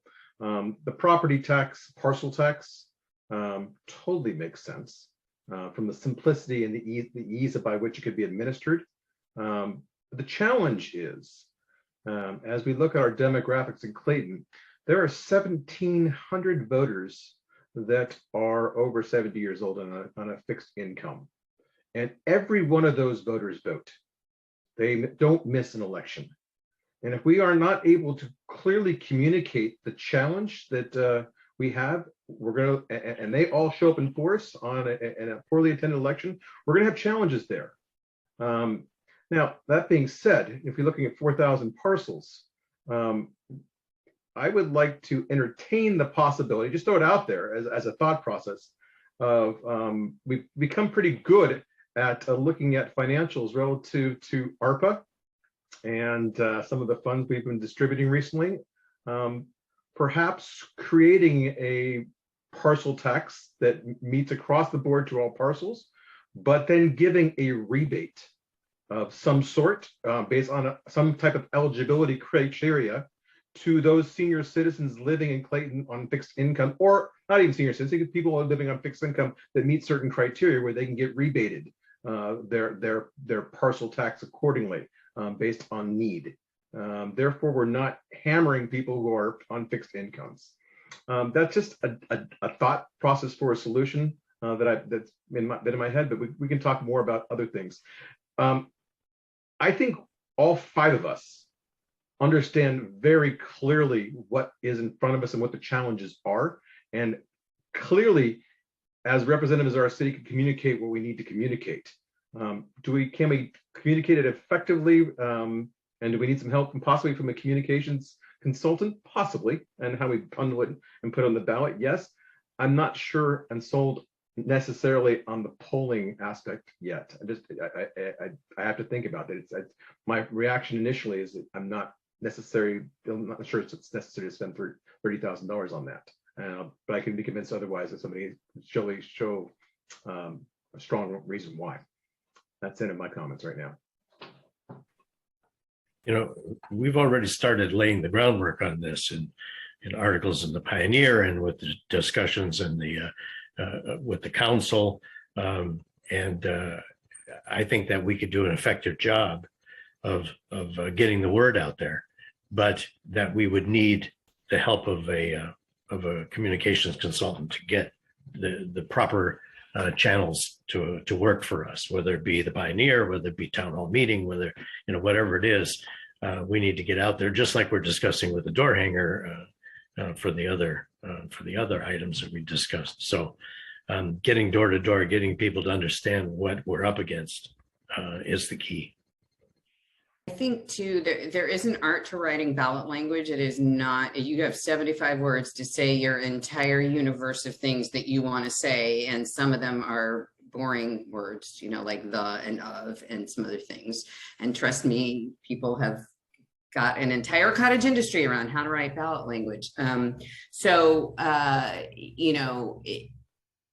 Depending on the direction that the council wants to go, one way or another, we're going to need help writing the ballot language. This is not something that we should attempt on our own, because I can tell you that we don't have the expertise to do that, and it is a very specific talent to do that. Now that I'll have to talk to some firms and find out, if the communication firms can do that, and what what information they need and some other things. So there may be a little bit of work that I need to do to come back with a final recommendation on kind of the next immediate step, if you will, based on however the rest of this conversation goes. But I just want to put that out there that for sure ballot language is something that we are going to need assistance on. That is not something I would suggest that we take on our own in any way. That's it. Thank you. And so when Ray, I'm sorry, did I cut you off, Jeff? Go for it.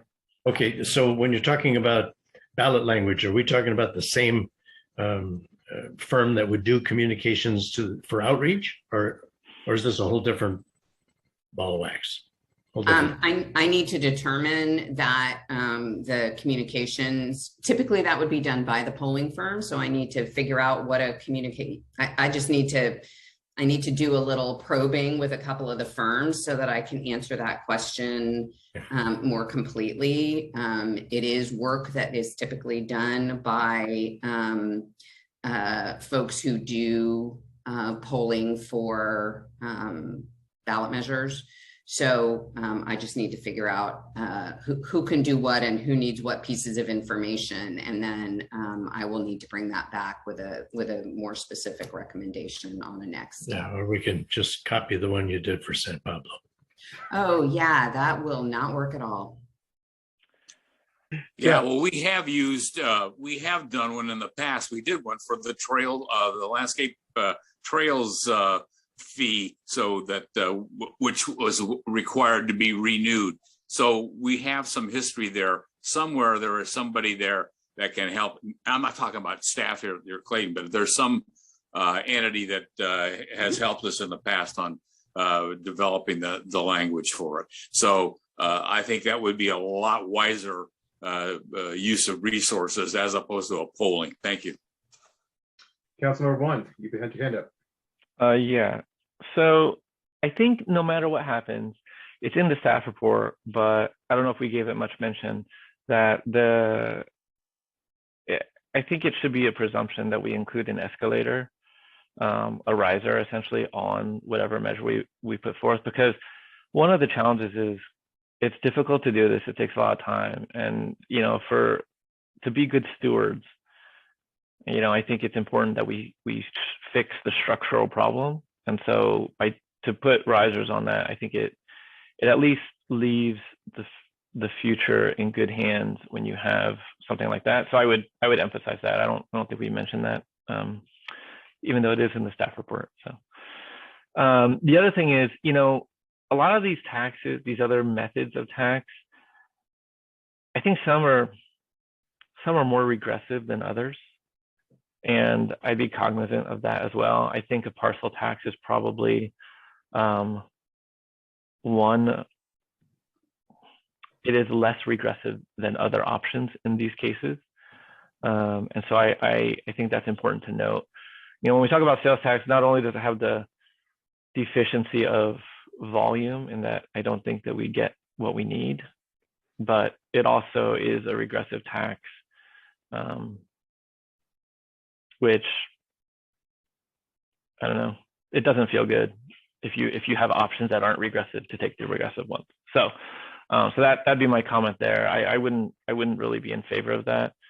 And I wouldn't want to pollute the offering to have multiple avenues, because I think that dilutes your message. So I like to give people, you have one choice, and I will make you an offer you can't refuse. That's a lot better. So that's one, or two, I don't know.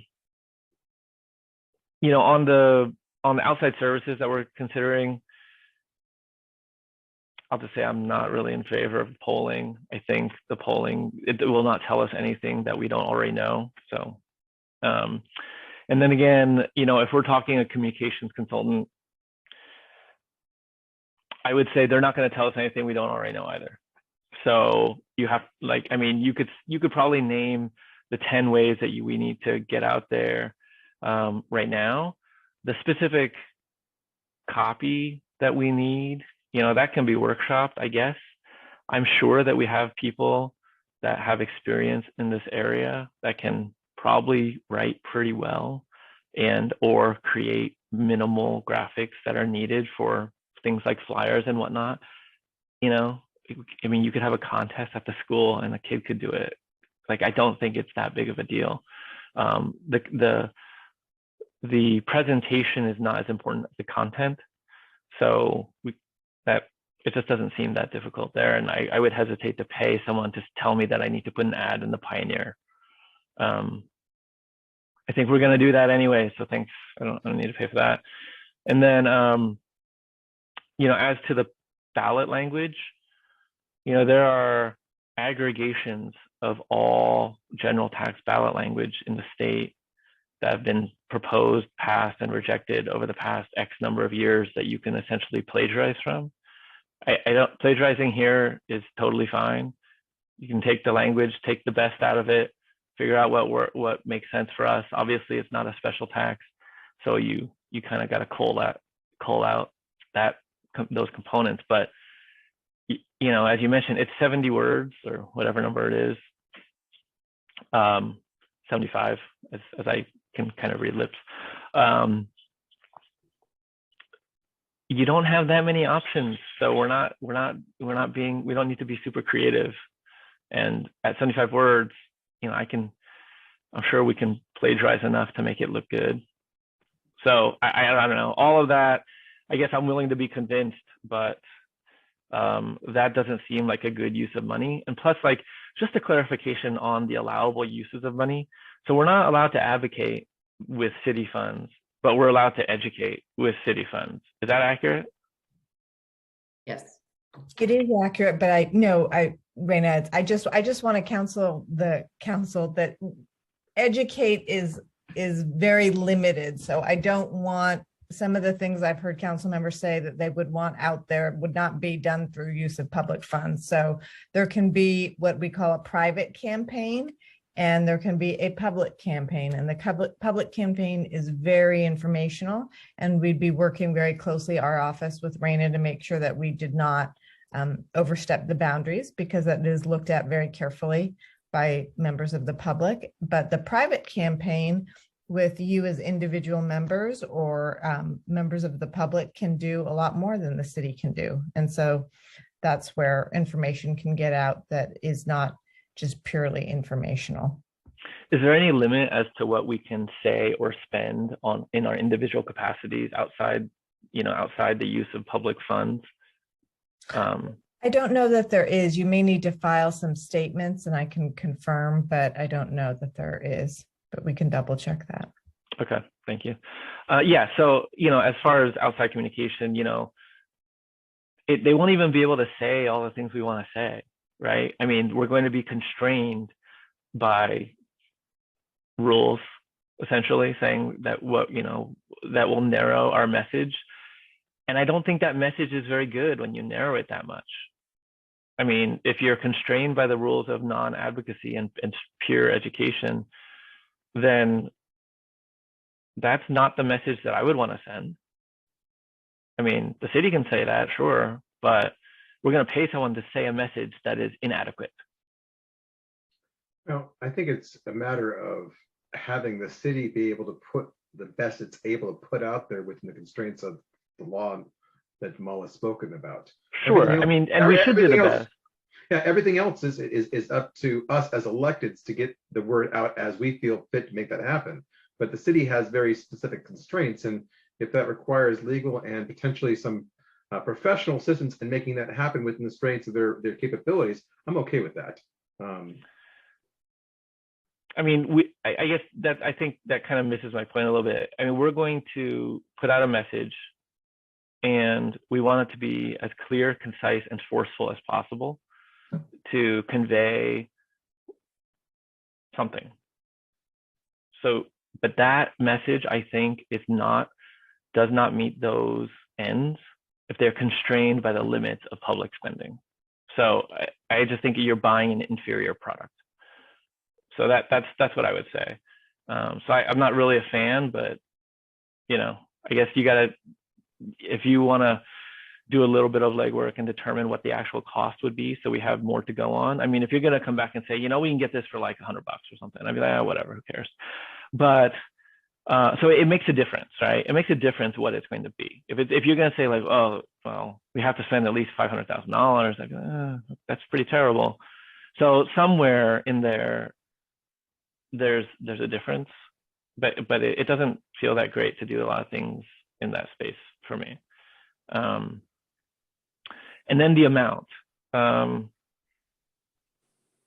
you know, the amount that you came up with, I think in the recommendation, well, it wasn't a recommendation, it was just an indication of $400 per parcel per year. And you noted in a parenthetical about a proration for commercial properties. You know, some of our assessments are also prorated by type of unit as well. Was that contemplated at all here, or is that an option that's on the table that hasn't been decided?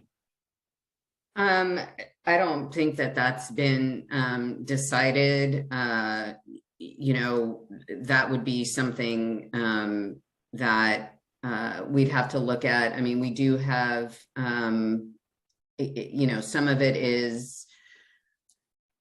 of our individual components are done by, you know, single family versus duplex, triplex. Some is done by lot size, and either of those are possibilities. Essentially, it just needs to be something objective that is relatively related. But it also can be a flat amount, because you are not conferring you are not conferring a special benefit, you are conferring a general benefit. And so unlike some of the special assessment districts, where it's a very specific, like you have less land, so you get less benefit, you have to be paying less. In this case, the council has broader discretion. Okay, so it's an option, but that's available if desired. Okay. Yes. Yeah, and I would just say that I think, yeah, I mean, I think it's pretty clear. So I don't really have any more than that. And you're looking for a recommendation, or I'm not sure. Let's see. I mean, tonight's discussion, I mean, we're not supposed to give you a recommendation tonight. I mean, theoretically, what I think you were hoping for was the ability to have a polling company come back and do the poll, and these are what our citizens would like. I mean, that's what I understood was your initial desire. Is that correct, Raina? Four things that she needed help with, or direction on, rather. Direction on 4 things. The amount. Yes, and I've gotten quite a bit of direction. The real question has been on this question of sort of a polling consultant, and the desire to have that assistance on kind of honing in on what the best, most likely successful measure would be.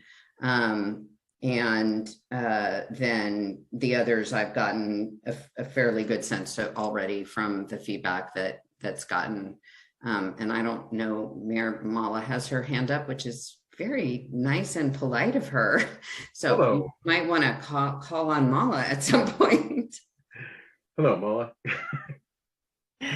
Thank you, Mayor. I just had a general comment. I know that there's been a lot of discussion between the polling consultant and the communication firm, and in my experience representing several public agencies, the polling consultant does quite a bit of work. I know there was a comment that we could take other wording and utilize that, and that's an option, but the polling consultant really tries to figure out what your community, Clayton, would support, and where that has the benefit is they use certain language that we've reviewed to figure out, is that language going to get the threshold? If it's a general tax, maybe we're debating between a general tax versus a special tax, what the support would be. I think it goes back to that issue that Raina mentioned about you kind of want to put your best foot forward, because you don't want to keep coming back election cycle after election cycle if there is a failure.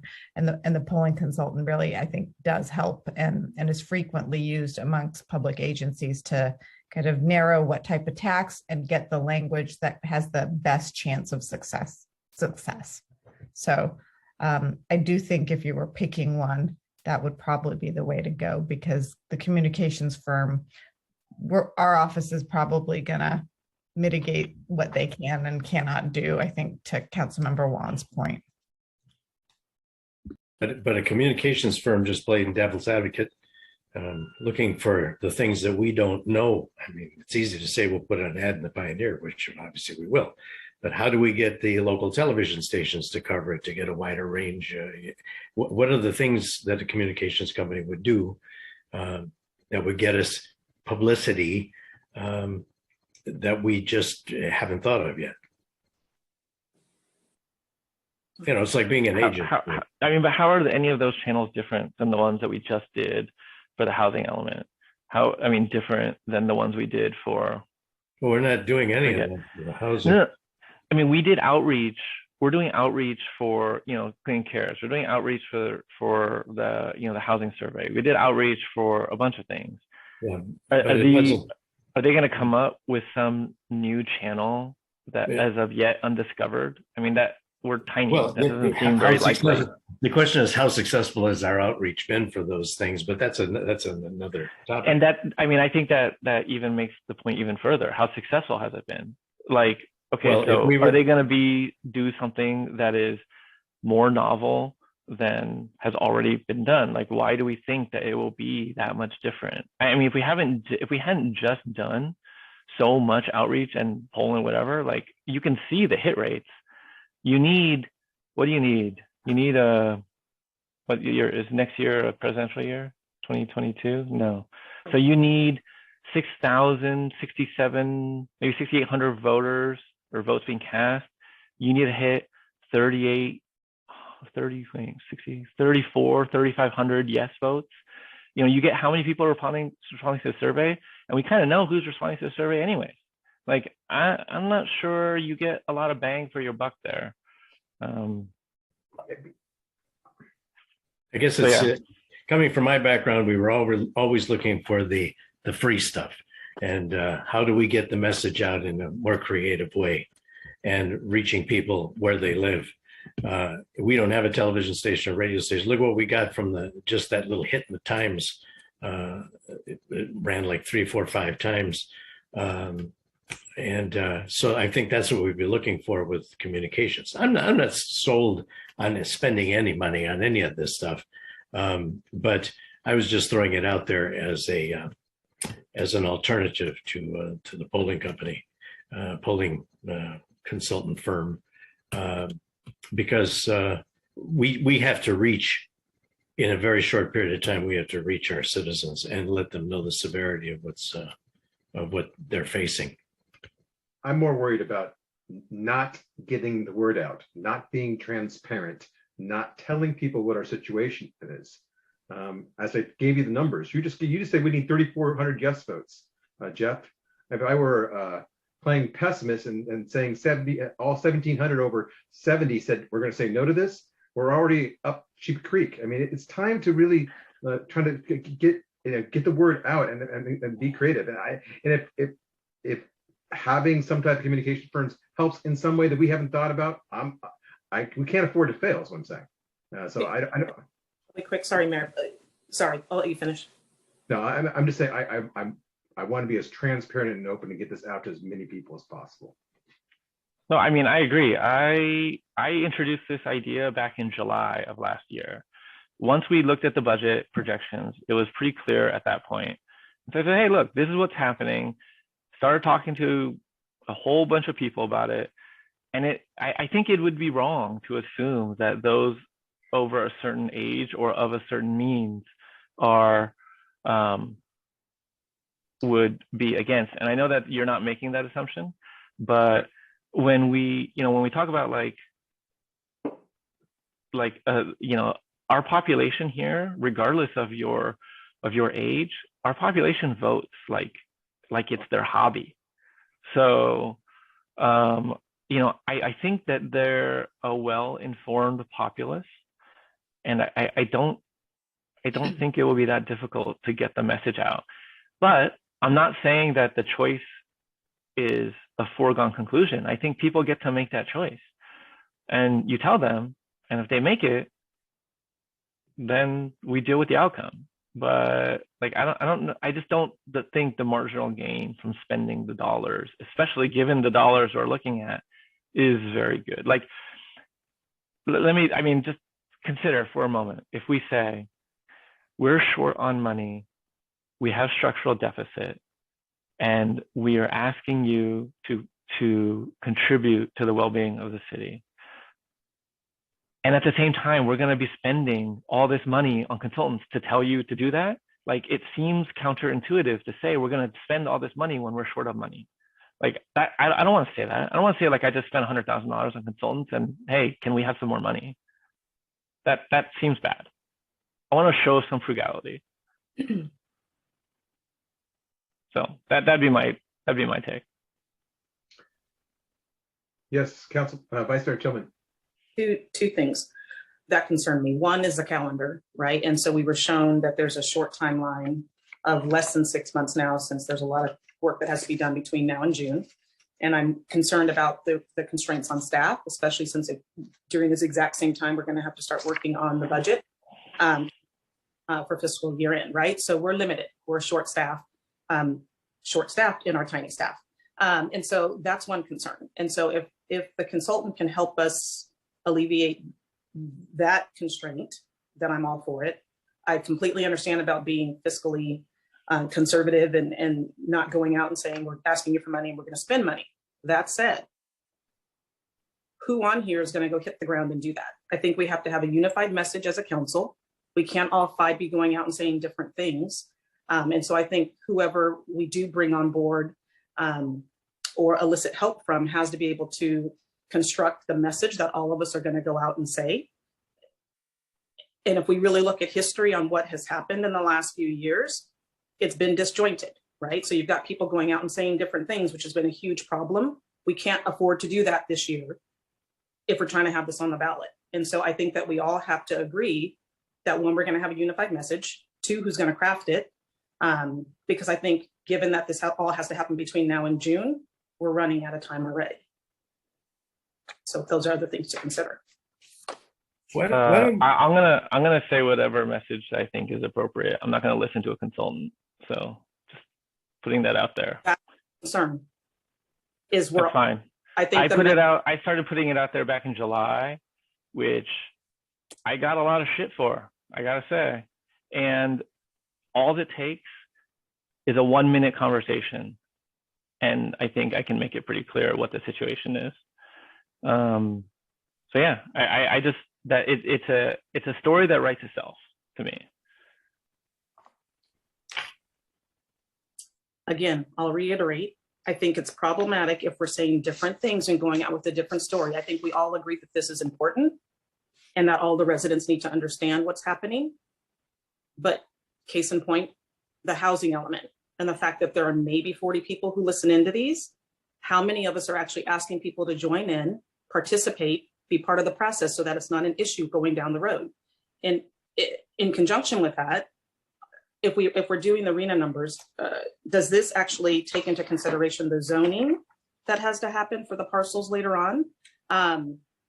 So if we have to zone or even the Olivia that's being built, does that change the numbers in any way? Raina, I know you just off the top of your head, you don't have to give me any numbers, but do we take that into consideration too? And does that change the projections? At this point, I would not take an 81 unit across a 4,000 parcel and try to make any distinction. Okay. Yeah, I think that as long as all of us are going to agree that we need to at least have a unified message that this is important. I don't have a problem with the consultant helping us craft that, so we at least have the basics down.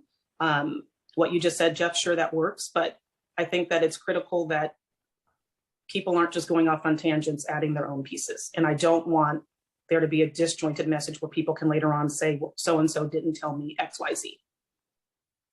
I would like. I'm sorry, Peter. Why don't we go out and just let Raina get us at least the cost of these things, so that we at least have we can make an educated decision. We don't have to make a decision now, correct? And this is just a discussion. So if we could just get those costs, she threw out 30,000, and we don't know really what these costs are going to be.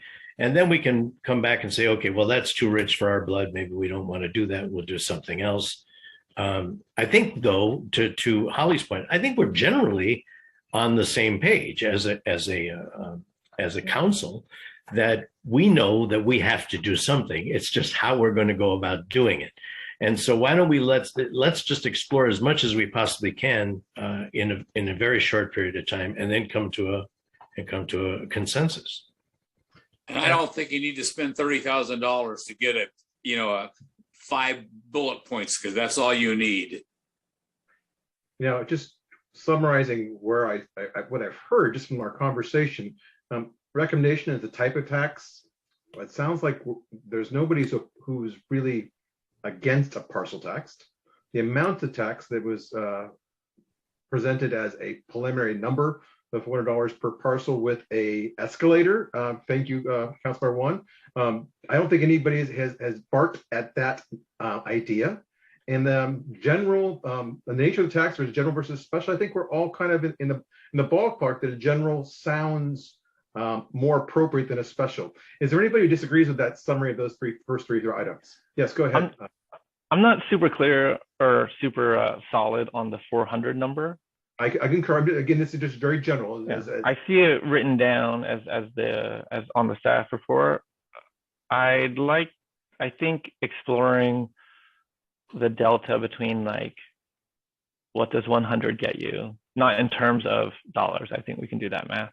But what does 200 get you, and 300 and 400? Because, I think the escalator is the responsible thing to do, but the initial amount, I would want to take the position to be as conservative as possible, to not over ask for what we're thinking. Like, I think it's a better sell when we say, like, look, here's the deficit. Here's some of the things that, that we would want to do with this money.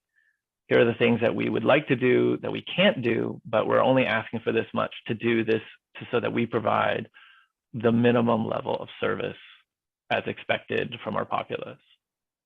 That's kind of where I would go with that. So I'm not sure about the 200, or sorry, about the 400, but some amount that, I think it'd be important to bucket the major items that we want to cover, like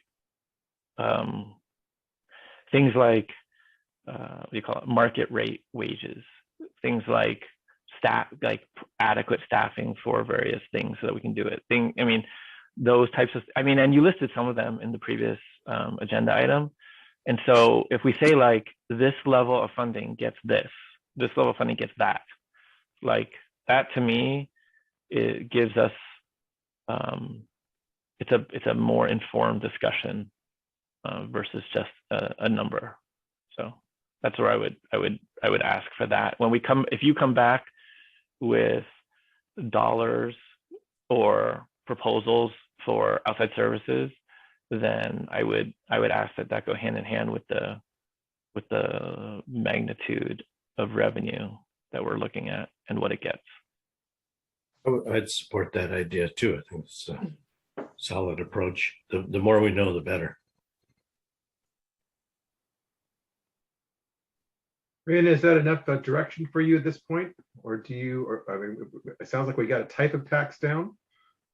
We're still working on the amount relative to what Councilor Wan just stated. And I think we're clear that general tax sounds more appropriate. And we're still looking for some direction from you, what the cost might be for an outside consultant for communications. I think that's what I'm hearing.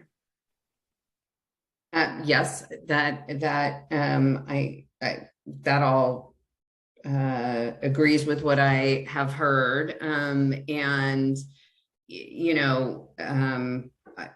I can work to come back with all of the pieces, both that Councilmember Wan just listed, as well as some of the other cost pieces. And I'm not arguing, because it's never wise to argue with your council.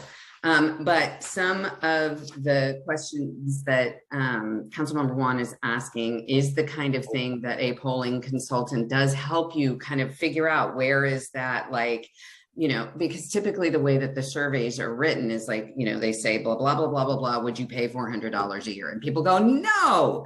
Well, if I told you that you could get XYZ, you know, would you pay 400? No. If I told you you could get XYZ minus Q, would you pay 300? Oh, yeah, that would be okay. And that's this sort of scaling that you typically do get from a polling consultant. I'm done now. No, that piece I agree with. I think they do that. But that's kind of different than what I was asking.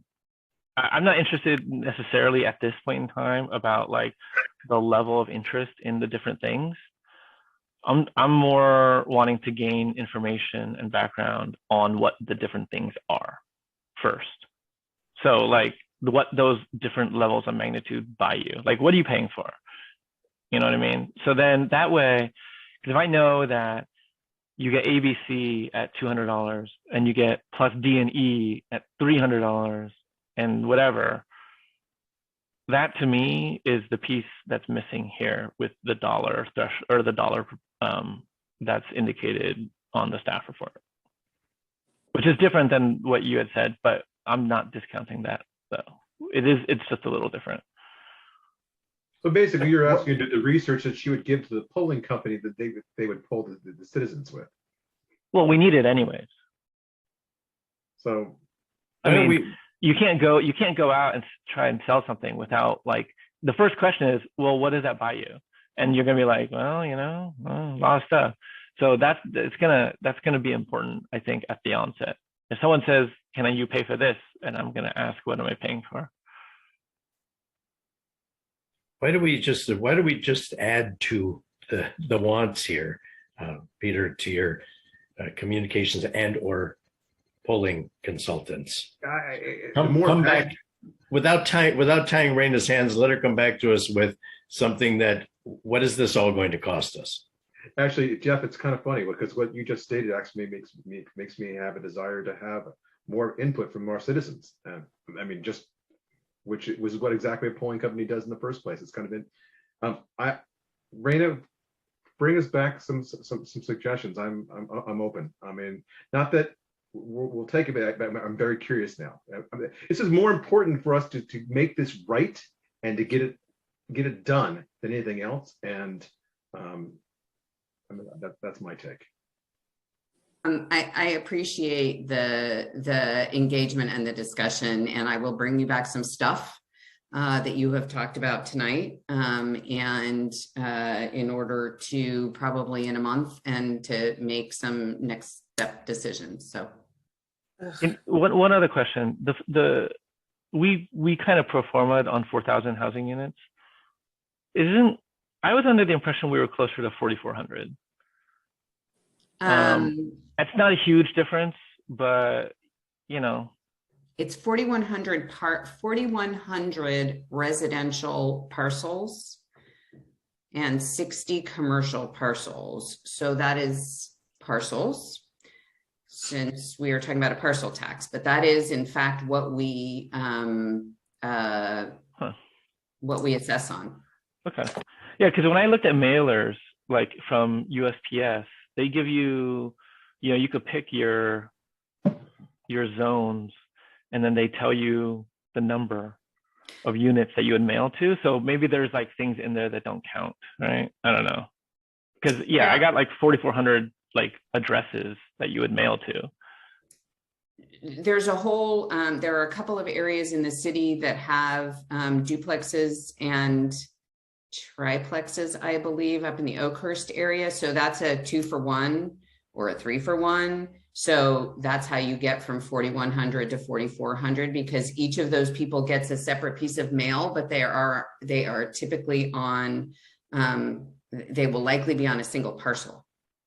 Oh, so that only gets, who pays the taxes? I don't know. I've never owned a duplex, so I can't answer your question, but I'm gonna look up someone's tax bill there. Hold on. Okay, but maybe not this evening. You could report back to us on it. Raina, do you have enough for our? I have more than enough. I figured that was the case. My cup runneth over, thank Did you. she say she had more than enough? Something like that. That is my, So we've had we had already had public comment on this, correct? I A while hope ago. so. And with that, if there's no more comment, we're going to close item 9C. All right, item 9C is closed. We will go to item 10, which is closed session, which there is none, and move on to item number 11, council items, which are limited to council requests and directives for future meetings. Council member Diaz, you are up. I always have something for the future. Okay, we've been talking about, we briefly went over the ARPA funds, and I want to readdress a portion of the ARPA funds because we're being very magnanimous. We're going to give business and other people some additional money. We received a request from our only two part-time employees. And I would like to revisit that. And the reason being, one, we have extra money. Two, they worked a lot of overtime during that period, minus number three, no finance director and no community development director. So they pretty much ran their own little areas by themselves, which is commendable. And I think it's reasonable to consider, and this is what I want to put on the agenda for a future item, an additional $1,500 each, or a total of $7,500 as opposed to $6,000 for a future item of discussion. Thank you, Councilmember Diaz. Any other items for future agenda? Hearing none, that is the end of item number 11. And we get to move to item number 12, which is adjournment. And here it is, 9:21, and this meeting is adjourned until the next meeting. Thank you all.